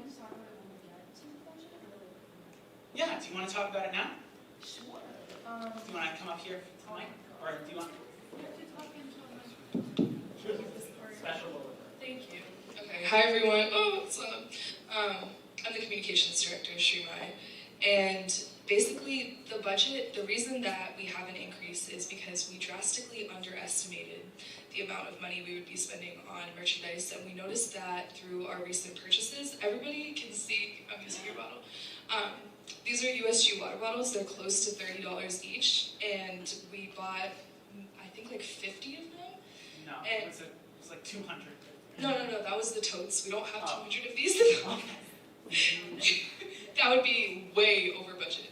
We're getting those out of events. Yeah, so we want to be able to give out like really good stuff. USG has a history of like people being like giving out like see-through shirts, just things that people are most likely going to throw out. We should give students things that they actually want, that they can actually use, like water bottles, stay hydrated, So that's why we're increasing our budget to be able to do that.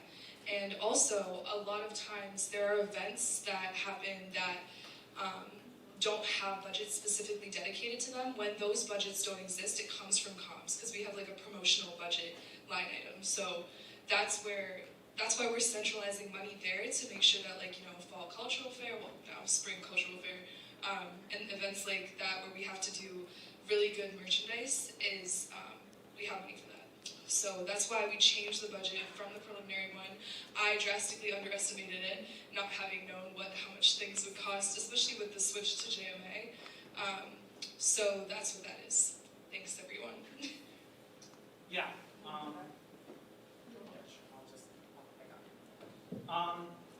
We are also cognizant of the fact that every year the most popular Tier 3 organization is SUBOC. That does nothing but throw fun events and give out a lot of stuff. Right? So when we start talking about justifying, as Josh asked, justifying a fee increase if we feel that that's necessary, it's really important for USG to have a good public image in a way that, quite frankly, it has not in years past. We have long been seen as an elitist group of students who don't care about others and think they're better than everyone else. We're really trying to change that this year. Part of the ways that I hope that we can do that is by throwing more fun events that include more people, elevate student voices in different ways. And quite frankly, one of the ways that we get diverse student voices into our events and our town halls is to provide food and t-shirts like that. So, we consider that at least the executive team considers that to be a pretty necessary expense to get everyone together.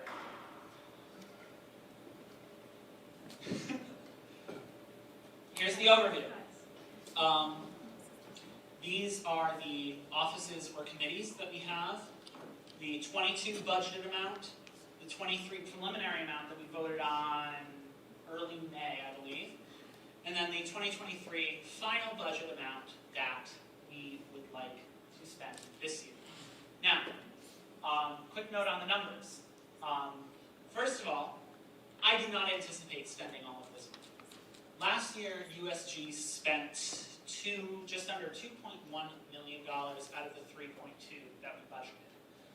USG has a pretty good history of spending roughly 65 to 70% of the money that is budgeted. So out of this, we're looking at probably 2.2, which would bring us to a $400,000 to $500,000 deficit, which is exactly what I'm aiming for this year. I will also note the total number. If you estimate our revenue at 1.8, and you add in the PERG fund and the money that we have sitting in the bank, you get $3,375,000. So, 3,374. We'll leave it $1,000. Right? So, those are all the principles surrounding the budget. This is the budget as proposed. Alan, do you want to go to the budget plan on the next tab? I don't think it's useful to go line by line unless you all really want me to go line by line. I just scroll down really, really slow if you guys see something that jumps out at you. You all also should have access to this budget plan. It is linked in the agenda. So this time, I'm opening myself up to questions, starting with Anya. But how public is this document in terms of source undergraduate students knowing what USG is doing with their money? So what I will say, I have not sent this out to the student body at large. It is publicly available in our drive. It will be, as soon as we pass it, publicly available on the trustee student org support website. We make it publicly available to the extent that we are required to by law.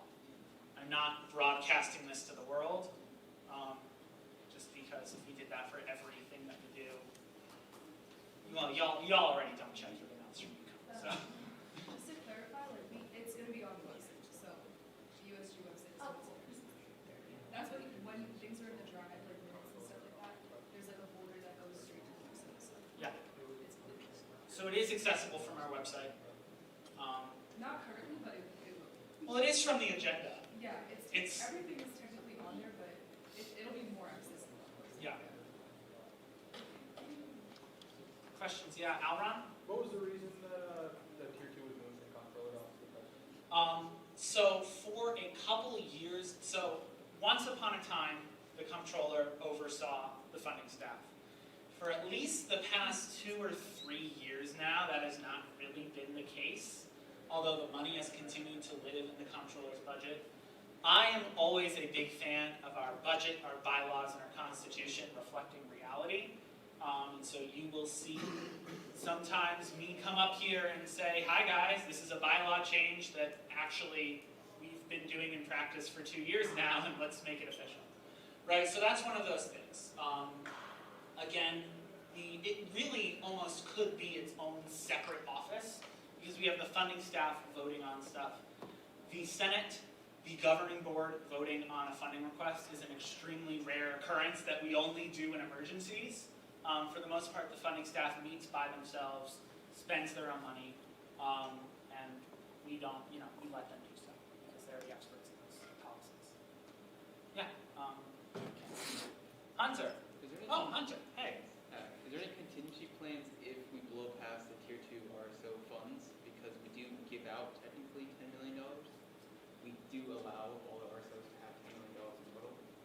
Yeah, so I think what you're asking, every registered student organization on this campus can request up to $25,000 per semester.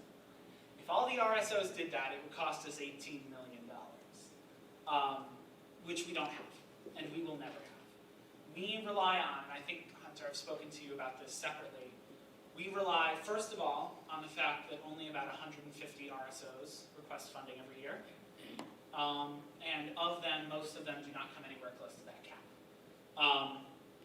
The contingency plan, if if we anticipate going a little bit over, is to come back to the Senate and make changes to the budget.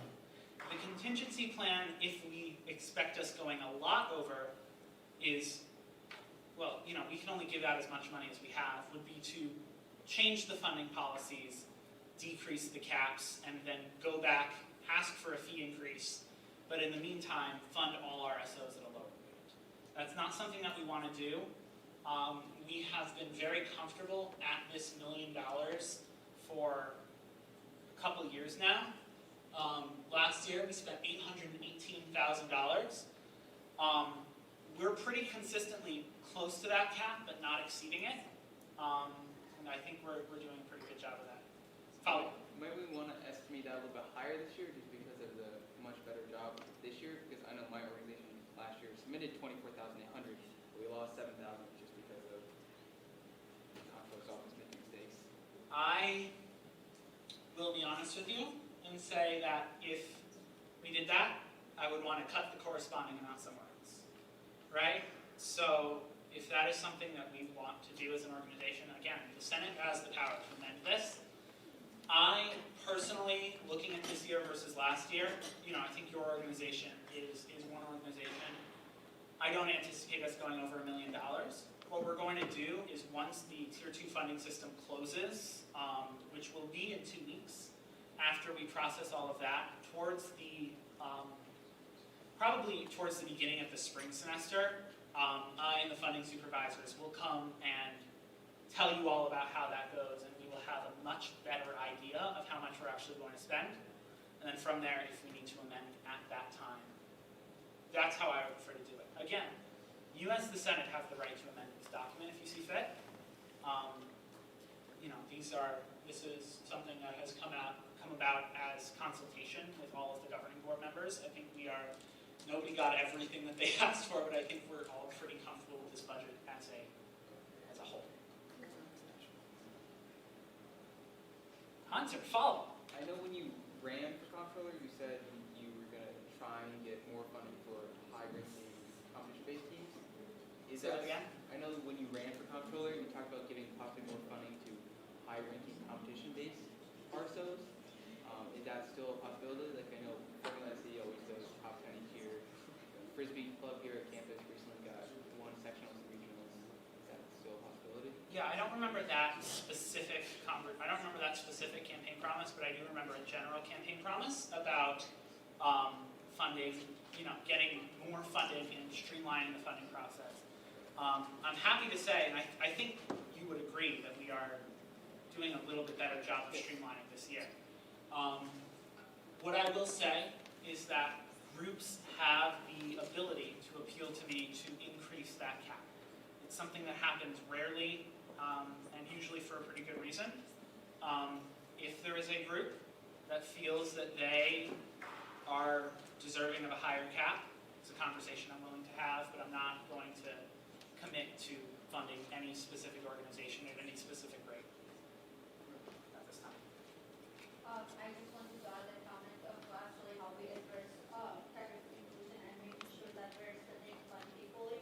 If we were to actually give one organization more than the other, so I would definitely stay with the numbers that are provided so far and not had any increase at this point. Since it's kind of when we are reviewing or when you are reviewing and budget case by case for each organization, we have to confirm that even these organizations that are getting higher amounts of money are including all undergraduate fee-paying students at the Source campus and not specifically for specific groups. So I would disagree with any actually additions to that amount listed. Yeah, that's also an important conversation, is about equity in Tier 2 funding. You know, again, there are definitely students who benefit more from Tier 2 funding than other students. Is it in response to this, or is it more general? Okay.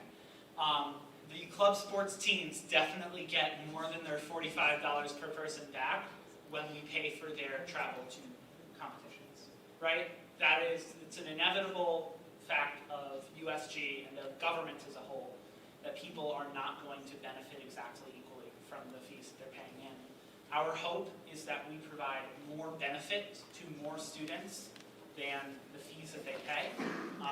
We provide, a more enriching student experience. And I will say that one of the policies that I am most adamant, the funding policy that I'm most adamant about is that all of our events must be open and accessible to all of our students. That is something that we have talked about, and we have in the past, we frequently do deny or rescind funding when that is not the case. So, again, the conversations about whether we're being equitable in Tier 2 funding, I think we're doing a pretty good job. If anyone disagrees, I am very happy to have that conversation with you and to figure out how we can do better, because I am committed always to improving our processes and the student experience at large. Sydney, did you have something?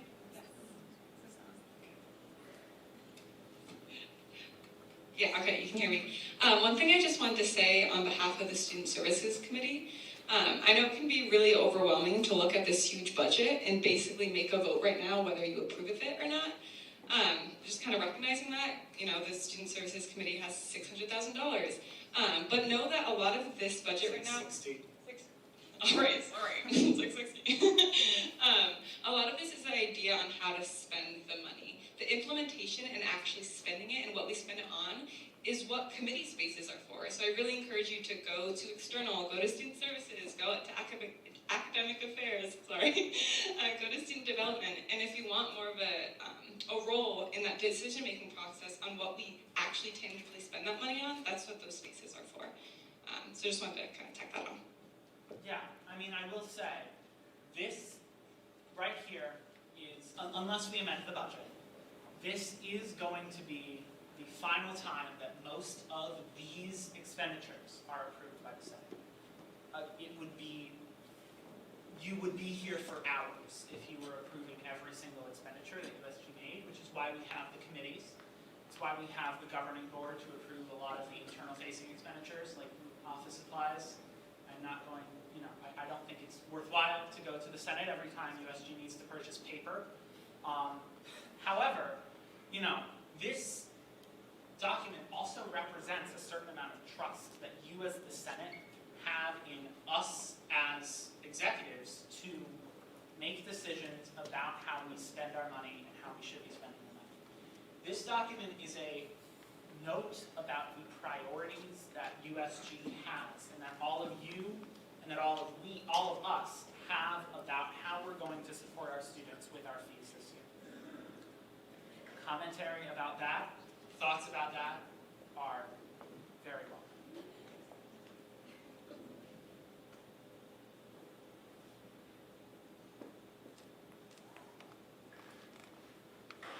Oh, hi.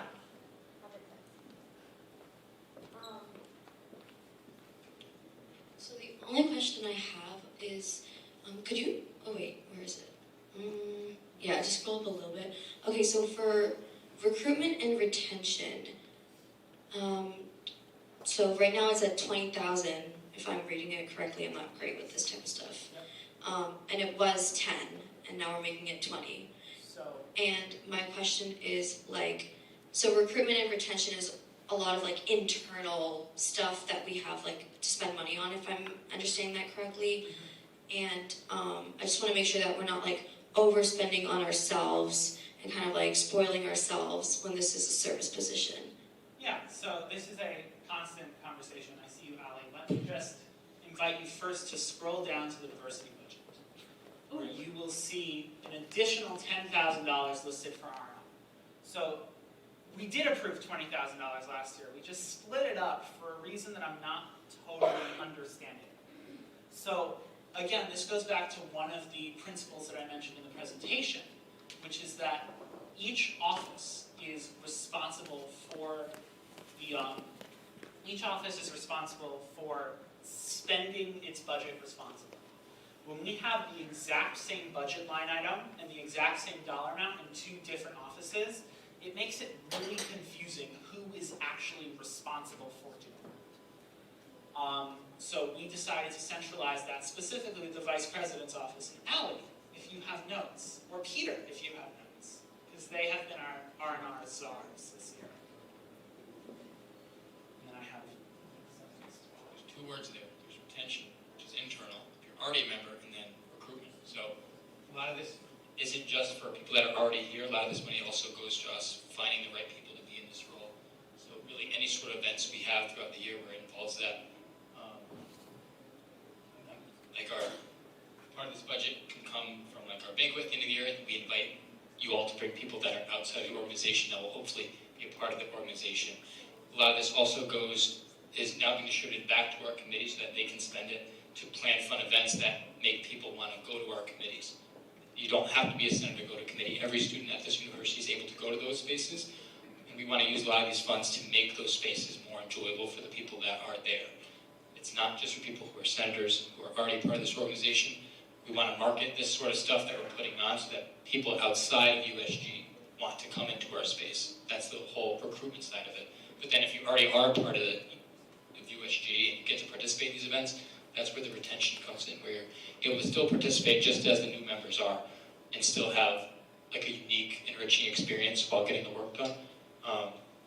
Yeah, most of this money will be redistributed back to the committees. It's not something that's pretty much just being spent within our internal budget. Like, we're setting up a program where we're trying to give the money directly back into the offices and the committees so that they can spend it to plan those events that do recruit and retain our members.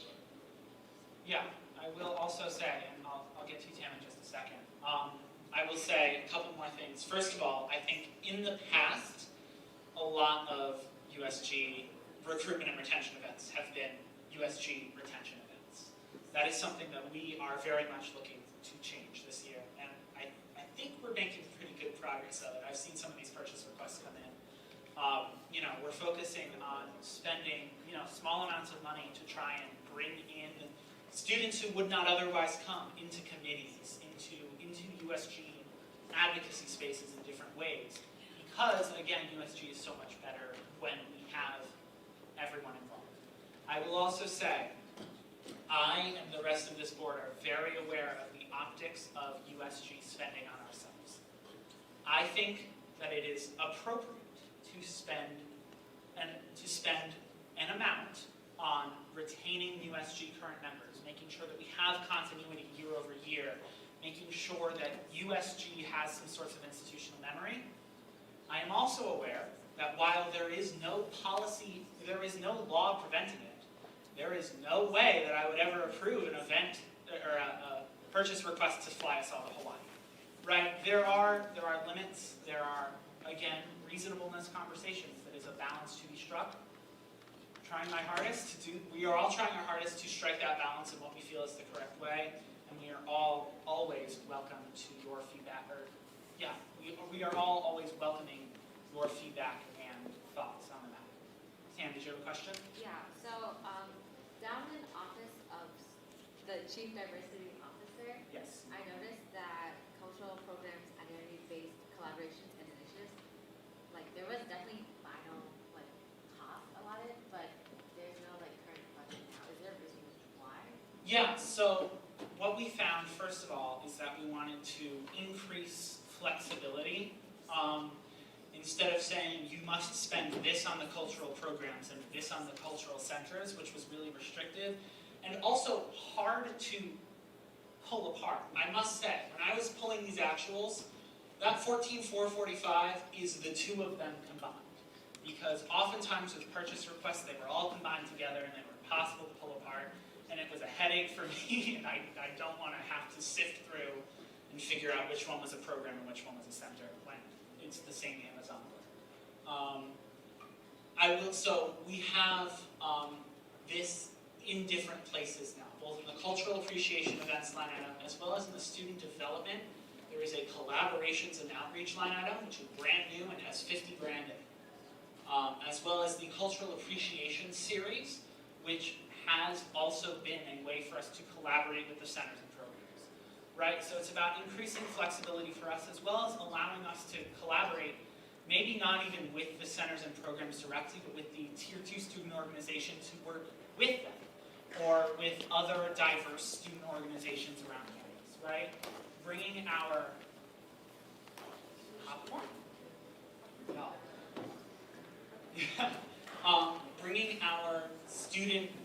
bringing our money and our advocacy efforts into more spaces and allowing us to be more flexible with those spaces. Yeah, Anya.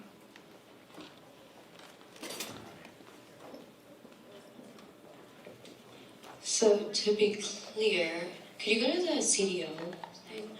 So our budget went from 81,000 to 41,000, if I'm reading it correctly. Yeah. So do you want me to talk about that more, or? Well, so what I'm seeing is for FY22 actual, it was around 14,000, which is very, very low. Yes. But as we know, last year there was a lot of issues in the CDO office, and like there was a lot of big issues that made that office pretty much slow for the whole year. And so I'm just wondering why our budget's been cut in half. And I mean our, because I work in the CDO office. Yeah. So, first of all, for those of you who are unaware of the events that Anya is mentioning, we had multiple chief diversity officers last year enter and leave the position in a way that did handicap the role and handicapped a lot of USG's advocacy efforts. What I will also say is that the FY22 final budget was created under the first of those chief diversity officers. The FY22 final budget was created under the first chief diversity officer last year. And I don't want to get into personal matters in a meeting of the Senate. However, let me pick my words here. Well, I think we're on the same page about. We are, but it's important to say, to answer the question for the full Senate as well as to the people watching. But it's just that person was on the same page, doesn't mean that much for us. I'm aware. So what I will say in regards to that is that in many cases, because of this budget and because of the way in which funds were allocated last year, there was significant confusion and conflict, specifically between the Office of Diversity and the Student Development Committee, about who was responsible for what. People stepping on each other's toes, people getting into arguments and fights about that. The discussions that we have had have led us to focus on student development as the more programmatic of the two offices, which means that certain events that were split, again, you know I don't like splitting an event between two offices, live more under student development, while a lot more of our diversity-related advocacy lives under the Office of Diversity. This is not meant to, at all. I don't think that's fair. I mean, like, it's literally called the Cultural Program and the Cultural Centers. And I mean, I don't know if you've talked with the people from the cultural centers or the cultural programs. I mean, like, why would they not go under the diversity office? The Student Development Committee has a coordinator that is specifically... I understand that, but why don't we have our own budget? Mason, did you want to? Yeah. So, this is something I think is also a misconception about the CEO's office, and this is something that last year, and I think a little bit this year, there's confusion about what does the CEO's office handle, what does the student development committee handle.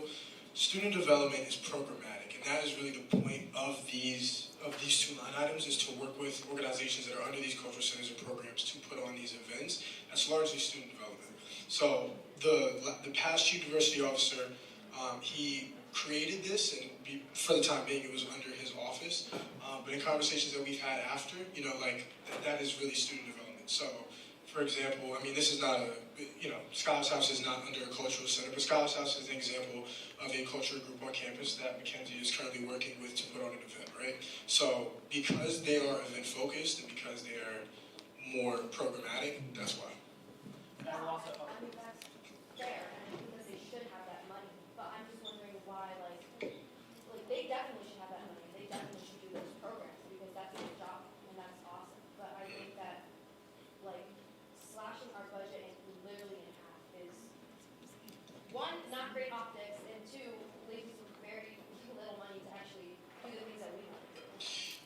That's fair. But what I would say to respond to that is like the budget is slashed because that is all the money that went to student development for the program. So that's number one what I would say to that in terms of why that looks different for the optics or whatever. But like there's no other way to really say it. But Just how to pick sports. well, that would not have said that. But yes. So and again, the difference between the roles is the CEO's office is more institutional, more honestly working on the things that I work on. Like the past CEOs, specifically Michael Christie, worked with the university on UConn becoming a Hispanic serving institution, declaring racism a public health crisis in the university center, right? Like more institutional advocacy than programmatic events, which is what we've done pretty much this year and last year. And this is a way to parse that out and to really separate it and say, okay, student development, you're more programmatic. That's not necessarily what your office does. And doesn't mean that you can't do that, but that's not largely what your office is there for. If that makes sense. I just wanted to add something real quick, if y'all don't mind my incline CDO. I think part of the concern within my office was that, we understand that we deal with like more institutional stuff, but part of the concern, especially with some of the advocacy coordinators, was more about how, like, if we would be able to be involved in some of these things with the student development committee. And I know that we can, like, I know that we've talked about like having possible, I'm just stating stuff, by the way. I know that we've talked about having like possible collaborations between my office and like student development committee. Ignore student development. But yeah, I just also wanted to state, like, we're not completely, at least from what I understand, like, we're to some extent, maybe not as much as we were going to be involved in the first place, but to some extent, the Office of Diversity will be involved in some of these initiatives, but not as, like, we won't be the forefront. Yeah, and that's like to speak to that, and just so like all you guys as senators also know, the budget is really just like who does the money like belong to, right? So if an event was going to happen related to the cultural centers or the programs or any cultural group, that would be a decision that Mackenzie would make, but that would by no means make it so that your office can't work with student development or that any senator wouldn't be able to work with student development. It's not to say that it belongs to this group and this group only, it's for nobody else to collaborate on or to be a part of. It's just to say, to your point, who's at the forefront, who like has ownership over these funds. But yeah, that's...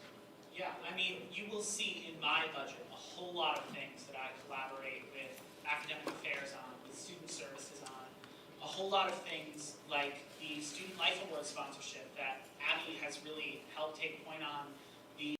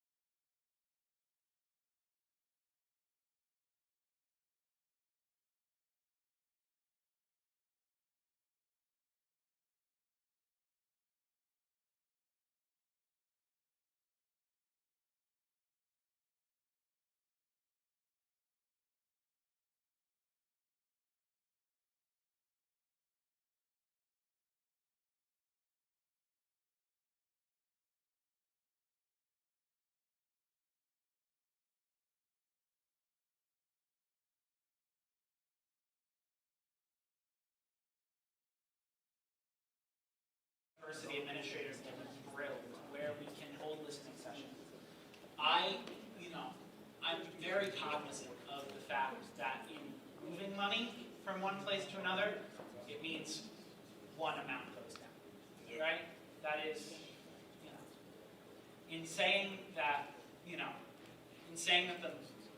money should be with you is saying that the money should not be in student development. And again, that's a conversation to have about. I'm not saying the money should not be in student development.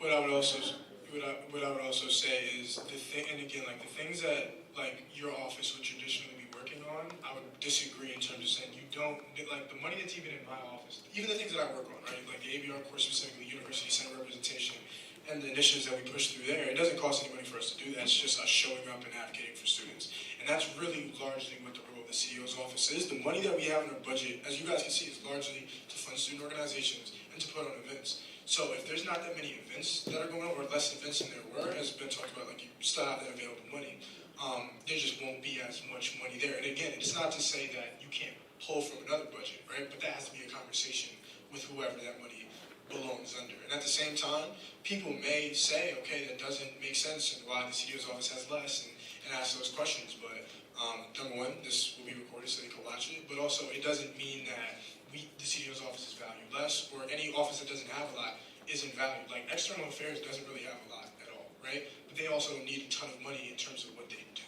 So it's not really, I wouldn't say it's about value, it's just about what is the money actually using for and what can we do with it. And there's already a very limited scope in terms of what we can do with that money. Yeah, I mean, I will say the cost, the biggest costs other than Tier 2 student org funding, which is completely separate, the biggest costs that we incur are speakers every year, inviting external speakers to campus for events and putting on large events with merchandise and speakers and space and all of that. When you're talking about, anything that's not that, like the work that external affairs does, like the work, if you subtract out the $1 million in Tier 2 funding from Mason's budget, you're left with, I think, $100,000. Honestly, even less. $144,000. And a lot of that is like, food, yeah, a lot of that, there's $5,000 for office supplies. If you talk about what is actually programmatic in Mason's budget, with all of the amazing stuff that he does, we're talking about, I don't know, maybe 80, 90 grand. It's not, you can do a lot with a little bit of money. It really depends more on the nature of the events and of the initiatives that you have, more than, the exact dollar amounts. Yeah, I saw Josh has had his hand up for a while. The money's still there. The access has changed. So if you need the money for a program, it's just who you have to talk to get it. So if there's justification, the money's there to ask someone else. That's another. Student development is running through any other unit. That's another conversation, and I will also say that both the governing board and the Senate have the ability to approve money out of anyone's budget. There are avenues to go through if money needs to be approved. Yeah, Tam. Still kind of odd to me that it looks like all of the $15,000 in the Office of Chief Diversity Officer was used for giveaway and outreach initiatives. However, this year they're only allowed 5,000. So, again, giveaways are merchandise that lives in the communications budget. That is. I have a quick thing on merch. So the reason that our budget was increased, the communications budget, was so that all of the merchandise, promotional, and we think about merch as like t-shirts, water bottles, but it's more than that. Like all of the stuff that you need to run an event falls under that kind of, well, not all of it, like speakers obviously doesn't, but it falls under that budget. So the purpose, Mason and my creative director, Sophia, and I have been working on centralizing it so that communications does all of that work. So when I wanted to say this to all directors individually, but programming is not going to be affected by that move. Like, you are going to be able to work with the comms team to get whatever merchandise you need, and you'll probably be able to get more and better quality stuff now because of that change, because of the fact that we work on it, and my team has a commitment to making sure that we're giving out really good quality stuff and at all our events. So I just wanted to say that about like merchandise, promotional, and that comes to student development, the Office of Diversity, that comes to all of USG. Everyone works with USG Communications on that. I will also say two things. First of all, the Office of Diversity last year used $0 for giveaways and outreach initiatives. The $15,000 was for the cultural centers and programs collaborations, which have now been changed into different places. I will also say that the move to merchandise in communications was partially out of necessity. In that. Exhausted of all of our promotional budget. It was like, I think, $200. So. But not just that. As I mentioned, USG procures all of its stuff through the university. UConn this year moved to an exclusive,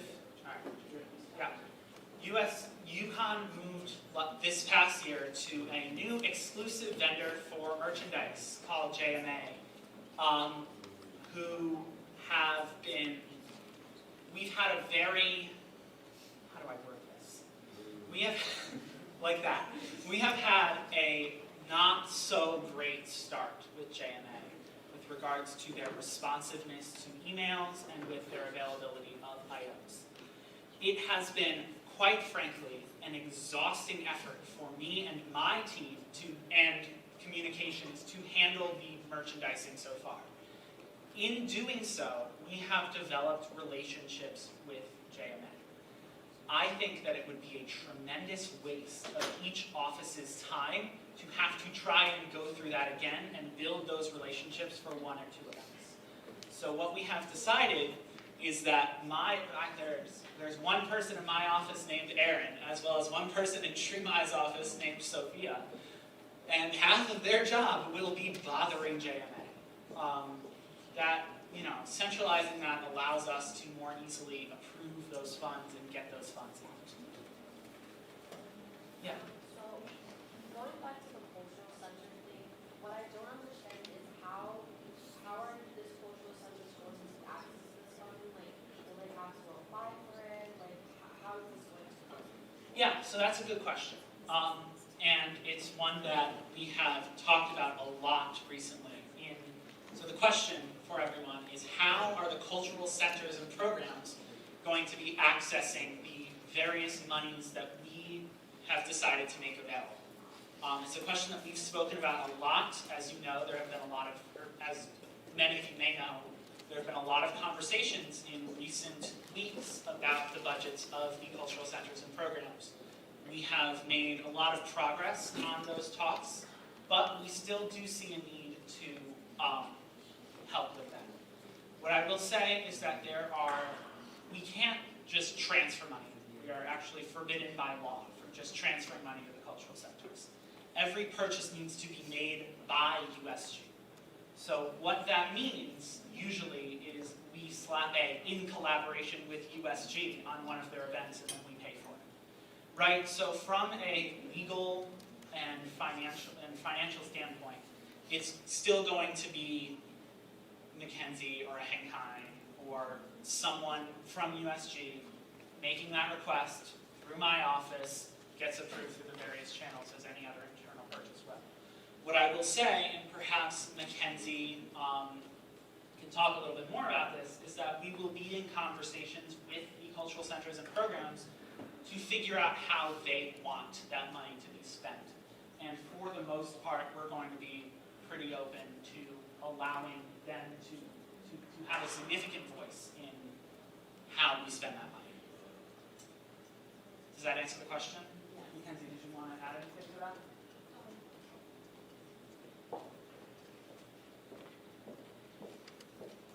Nothing too serious, but I think USG as a whole, we're doing our part to bridge our gap with the cultural centers, me specifically, and now that I have my cultural coordinator, him as well, working with our ex officio centers that we're getting from our cultural centers like Tom, like our new Women's Center Cultural Center, our new Black Cultural Center, Senator, stuff like that, having them come to development, like Sid mentioned before.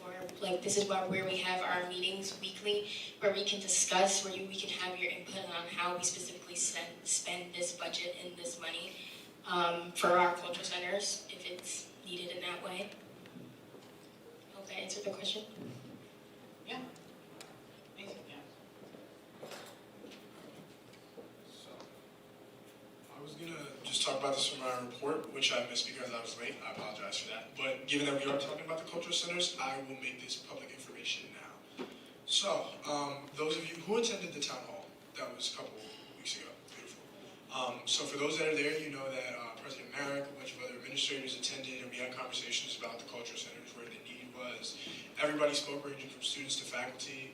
Very happy to see that happen. Thankful for everybody that's participated in that. And in the days that followed, Nicole Gelston, who is general counsel to the university, reached out to me with the following information. I'm not going to read this entire email, but I'll read the most important part. Quote, as you know, in order to provide funding for the Middle Eastern and Native American programs, ODI made the decision to redirect some funds from the Cultural Center budgets to these programs. This left the Cultural Center short approximately $52,000. The source of that money was GUF funds. While we await a strategic plan for ODI and the cultural centers, including the Native American and Middle Eastern programs, so that future funding and budget allocations can be determined, an amount equal to the shortfall for the cultural centers is being transferred immediately from the university's central budget office to make the cultural centers whole. So, without kind of the layman's terms, the $52,000 that the cultural centers collectively lost out on because the programs got more, which was by no means the fault of the programs, more so the fault of those who were giving money to ODI, that $52,000 has been given back. So that is one thing that the university is doing. President America, as you guys know, has recently been appointed as our official president.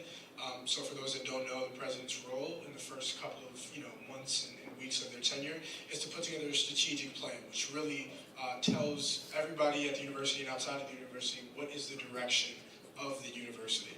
So that's what strategic plan means, and I know that ODI is a central part of that, which is something that President America has talked about. But this is something that they are doing in the short term, and this is what we are doing in the short term. So for those that don't know outside of Senate, I would ask that you guys please relay that information. We'll do our best to actually put that out and make it as public as we possibly can. But we wanted you guys to see our actions, they undergird our words, and we're not just saying pretty things and talking up here because it sounds nice. We really care about what's going on, and we want to make sure that we can make up for what the university doesn't do and then push them to do more. So, just wanted to let you guys know that. All right. I will also say a couple of things regarding the cultural centers, more as a conceptual thing. Going back to this conversation about where is it appropriate for USG to spend money versus pressure others to spend money. And in this is one of those situations where we've really been doing both. So the $52,000 in lost funding was from something called GUF, the General University Fee. That is the fee that the Student Fee Advisory Committee that I spoke to you about it during my report is currently reviewing. So this is one of those situations in which I am representing USG and the student body's interest in getting more funding available to the Office of Diversity, to the centers and the programs, and at the same time, through university channels, getting university money directly into the programs and centers. At the same time, we are providing additional support to the centers and programs because we realize that the events and programs that they do provide additional benefit and they need that boost, and we think that it's beneficial to students. So, does that answer the question? Rory. So, we're not responsible for the entire No, not even close.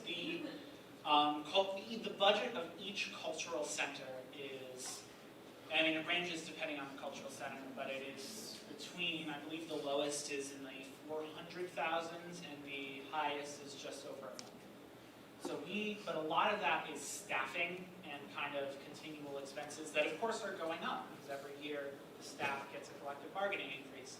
So what we are doing is we're supplementing that through programming and initiatives that we can do often in collaboration. Question? So it's going to be about the Husky market in SSC, and so it is. So you said the budget from Berks is going to go to SSC, to Husky market. They're going to get a portion of that. So why is SSC still getting money like $350,000 for their budget? So I will say this budget is the sum total of all of our programmatic spending. That is from the PERG fund and our USG general fund. So this is a cap, including all the PERG spending that we're doing. I will say I actually don't have my purchasing document up here right now, but we are spending $325,000. That is, let me see if I remember this. $250 from the USG general fund, $75,000 that we approved from the PERG fund this year, as well as reaffirming an additional $100,000 that the Praxis Board approved last year, for a total of $425,000. Now, $325,000 comes out of this fiscal year 23 budget. The other $100,000, because it was approved by the other board last year, is not included in this. So we anticipate that, again, to be the end of the Husky Market program as we know it. However, we're leaving that additional $25,000 in there for additional spending regarding food insecurity initiatives a little bit more broadly. Does that answer the question? Okay, so I think we're just out of questions, but even if we're not, I'm going to cap questions just because I do want to get folks out of here relatively soon. I know a lot of you are meal plans and the dining halls are going to close by 10. So with that, I'm going to quickly open it up for discussion, but just any points of discussion? I know Ellie had a quick point to make. I just wanted to give a quick shout out to Ben. This man has been, give a round of applause. He has been working very tirelessly with all committee directors, everybody on Gov Board, obviously answering your questions, going to University Senate, presenting this stuff. He's putting in the hours, so just want to say thank you. Okay, any other very pressing points of discussion? Okay, seeing none, I don't have everything in front of me, but we know this inside out, so we're going to put it to a vote. All those in favor, of course you can only vote if you are a senator. All those in favor, please raise your hands and keep them up there. And this is for passing the budget for the fiscal year 2022, 2023. Okay, and whenever, just keep them up. Let me know whenever you're all set. There may be fewer. I think we definitely lost the senator. There are few who had to leave early, yeah.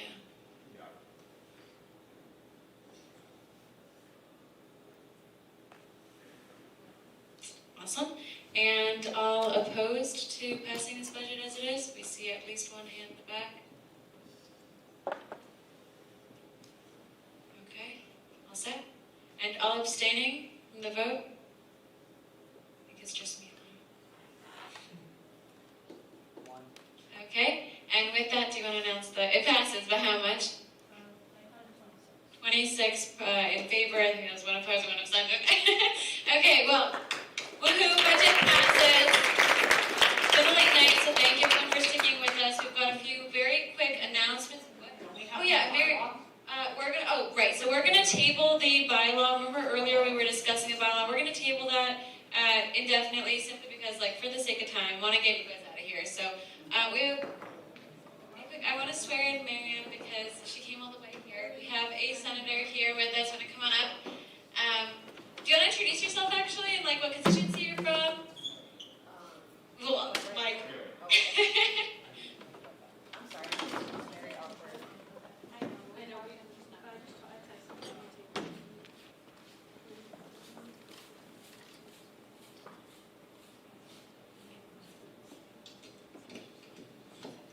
So hi everyone, my name is Miriam Vargas and I am the ex officio senator for Perlac.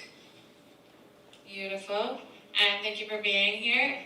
So what's going to happen is, well, first of all, for the people who don't know, we have ex officio seats for all the cultural centers and we're trying to fill them, so we have proper representation in the Senate. So what's going to happen tonight is Jack, our Chief Justice, will sort of go through, there's like an oath sort of office thing that all the folks here have said. So he'll read it to you and then you read it back and then you're sworn in. So first of all, any questions? Any points of discussion? Okay, beautiful. So Jack, do you want to come? Maybe there's. Did we confirm her? We didn't vote, right? Yeah, but okay. I'm going to pass by unanimous consent. Any objections? No. Beautiful. Okay, with that, you're inside now. Just confirm. I'm not using terminology I'm tired since we all are.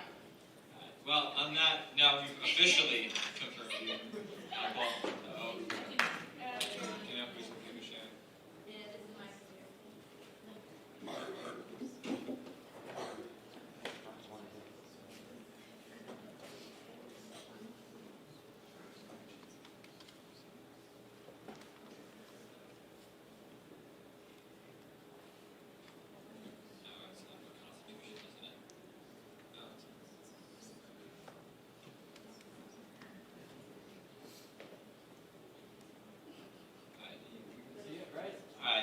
Can you raise your right hand and repeat after me? I state your name. I, Miriam Vargas, sorry, You solemnly promise to uphold do solemnly promise to uphold the Constitution, bylaws, and rules of the undergraduate student government at the University of Connecticut in Stores. the Constitution, bylaws, and rules of the undergraduate student government at the University of Connecticut in Stores. I promise that I shall consistently and faithfully earn the vote of the constituents I promise that I shall consistently and faithfully earn the vote of the constituents whom I have been elected to serve and represent. Finally, I shall maintain a vigilant eye on the welfare of the entire student government. That we may all diligently work together to successfully advocate for, represent, and serve the entire student body. That we may all diligently work together to successfully advocate for, represent, and serve the entire student body. Congratulations.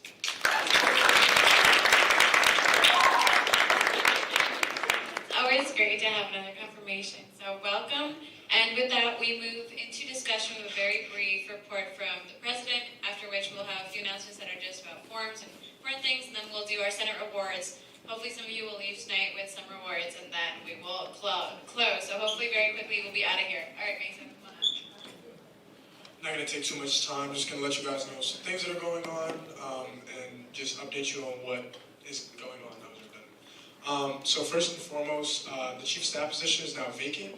So for those who would like to apply, the job is on JobX. I've seen some applications come in already. I'm liking what I see. But for those of you who need some extra cash and who want to work with yours truly, sign up. He's a good guy.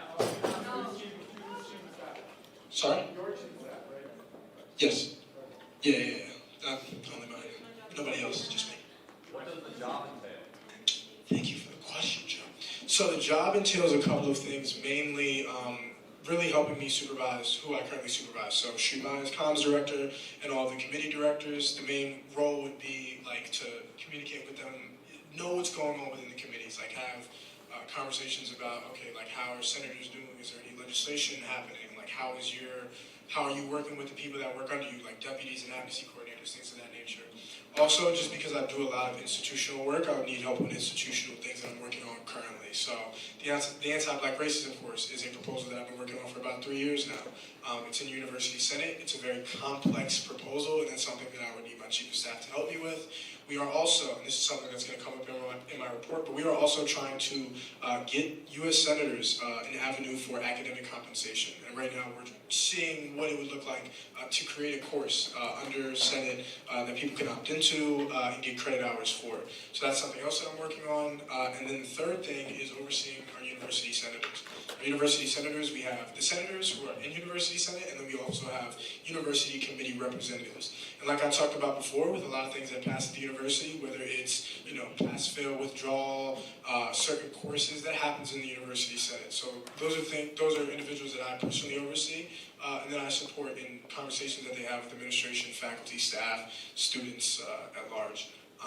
And the other thing is, to just be somebody that I can lean on, somebody I can work with, like somebody that I can go to for advice, somebody that can give me an insight into things that I'm not currently seeing. Also somebody that's going to be honest and tell me, when I'm doing something wrong. Like, I know I'm very confident, but 100%, like I'm a human being, I am wrong, right, at certain times.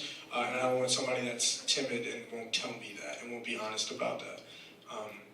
But yeah, that's generally the role. So if that interests you or you want any more insight on what that role entails, please come up after. I would love to talk about it.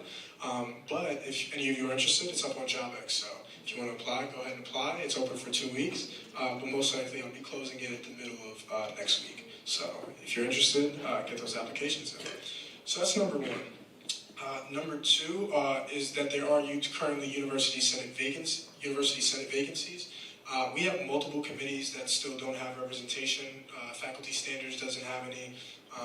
JEDI, which is Justice, Equity, Diversity, and Inclusivity, still needs one more representative. University Planning still needs 2 representatives. We also have a university senator position that is now open.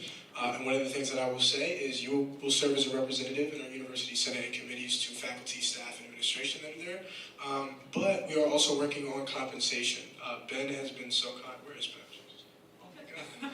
Ben has been so kind as to help me work on a bylaw that we will be trying to get passed next Senate that would open compensation for university senators and committee representatives. There's a lot of work that's currently done. Abby can speak to what we've been doing for the ABR course, and there's a lot of work that happens in those meetings, but also outside of those meetings, whether it's planning and putting together a proposal or meeting with administrators. So if that is of interest to you, or again, if you want some extra cash, I would definitely recommend you guys apply.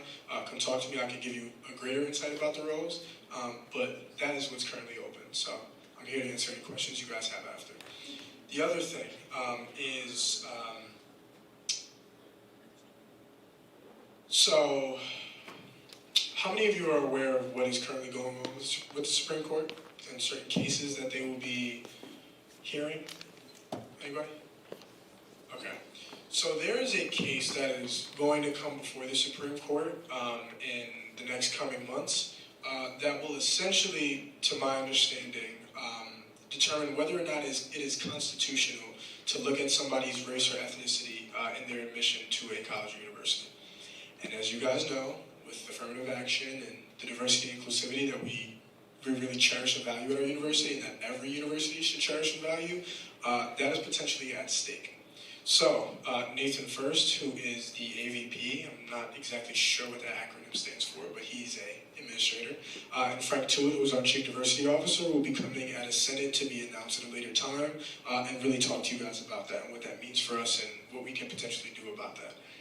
So we'll let you guys know exactly when that's going to come down and when that conversation is going to happen, but they will be coming to Senate, they'll be talking about it, and they'll be there to answer any questions, comments, or concerns that you guys have.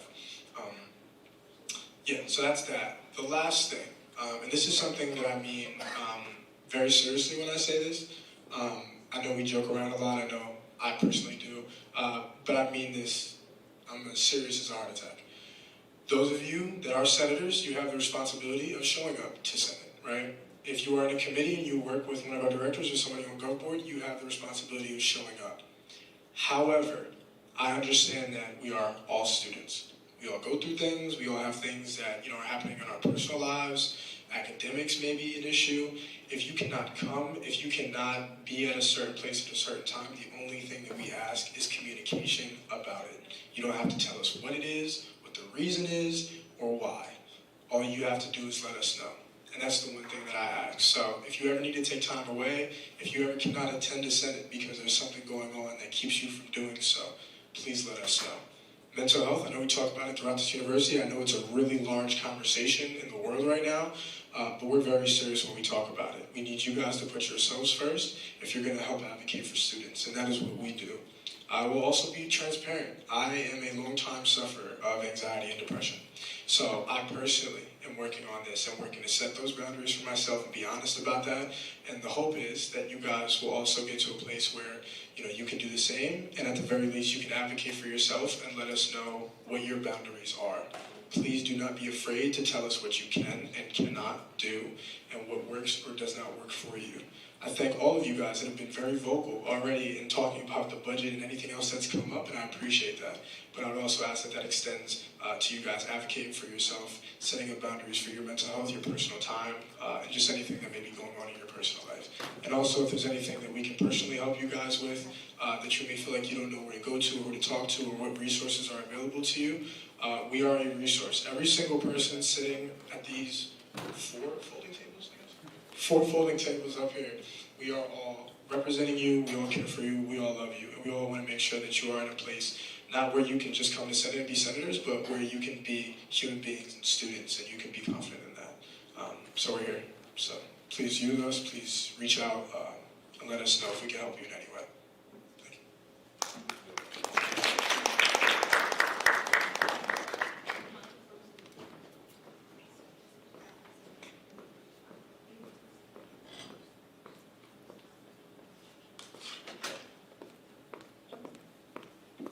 I have a few announcements here, but while I'm doing that, I'm going to pull up the QR code. So if you're a senator, please scan this QR code. Just fill out your name if you're a senator and if you're a paid member. As a reminder, if you are a paid member, you can't participate, even if you are a senator, and then we'll be collecting responses after that. So the two main announcements announcements that I have normally are Husky-thon and Slack. Please join the Husky-thon, super fun. Slack, if you're not in it, please come see me afterwards. I think pretty much everyone is, except maybe some of our new senators that were sworn in tonight, so come see me afterwards if you're not in it. Third thing is the transportation form for the retreat this Saturday does close tonight. So if you do need transportation and you don't fill it out, unfortunately we won't be able to give you transportation. I really want to do that, so make sure that you fill it out. Even if you're not taking the USG transportation, if you're driving yourself, still fill it out. And then the last thing on there is you'll see the COSGA application. It's linked there. There's just a few questions to fill out, why you want to go, what makes you stand out, the kind of basic stuff. Again, that's due November 9th at midnight, so if you would like to go, definitely sign up. If you have more questions, please come see either myself or Peter afterwards.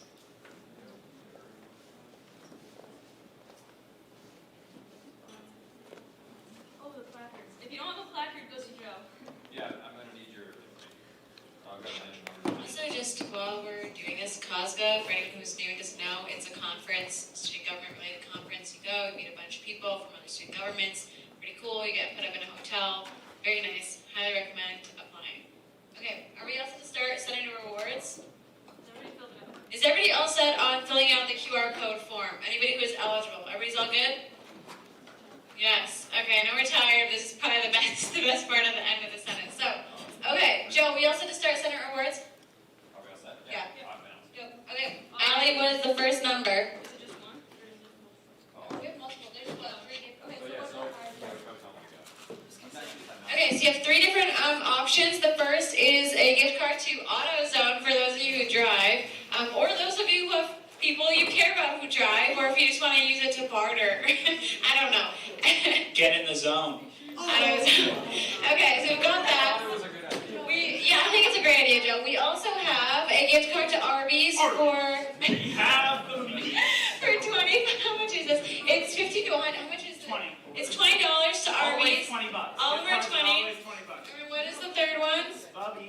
Subway. It's also $20. Okay, so these are the three options. If you're the first. Oh, what was it? Oh, and there's also. I'm being told there's a rug. Wait, So. don't open it. Let them. Why would you?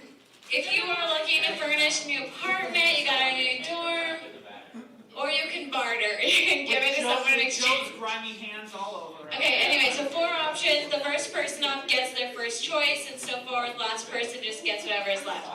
Okay, I don't know about it. Okay. Okay, first number. Allie, what's the first number? Number 8. Will 8. Will, woo! Come here, guys, Will! And Will, what are you choosing? Tell the people into the mic what you want to go with. I gotta take the rug.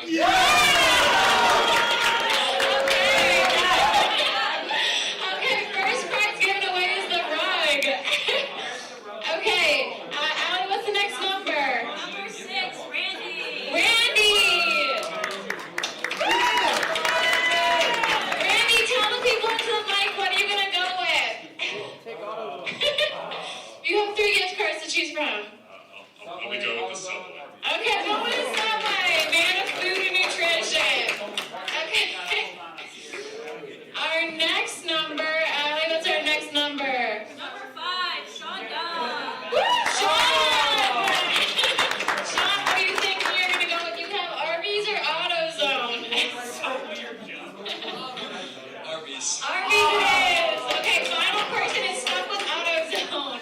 And cars are expensive, you guys, so just, What is $20 gonna buy? it's going to buy something more than $20. I'm not. Okay.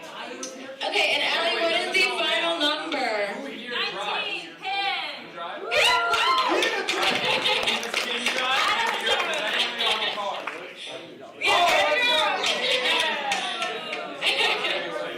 And that concludes. Wait, Ken, you want to tell the people how are you feeling? Okay. Wait, pick them up. Okay. All senators who want to gift, I'm going to need your information. Yeah. And with that, we can call to close finally at 9:28 p.m. Thank you all for sticking here. If you are going to the dining hall, run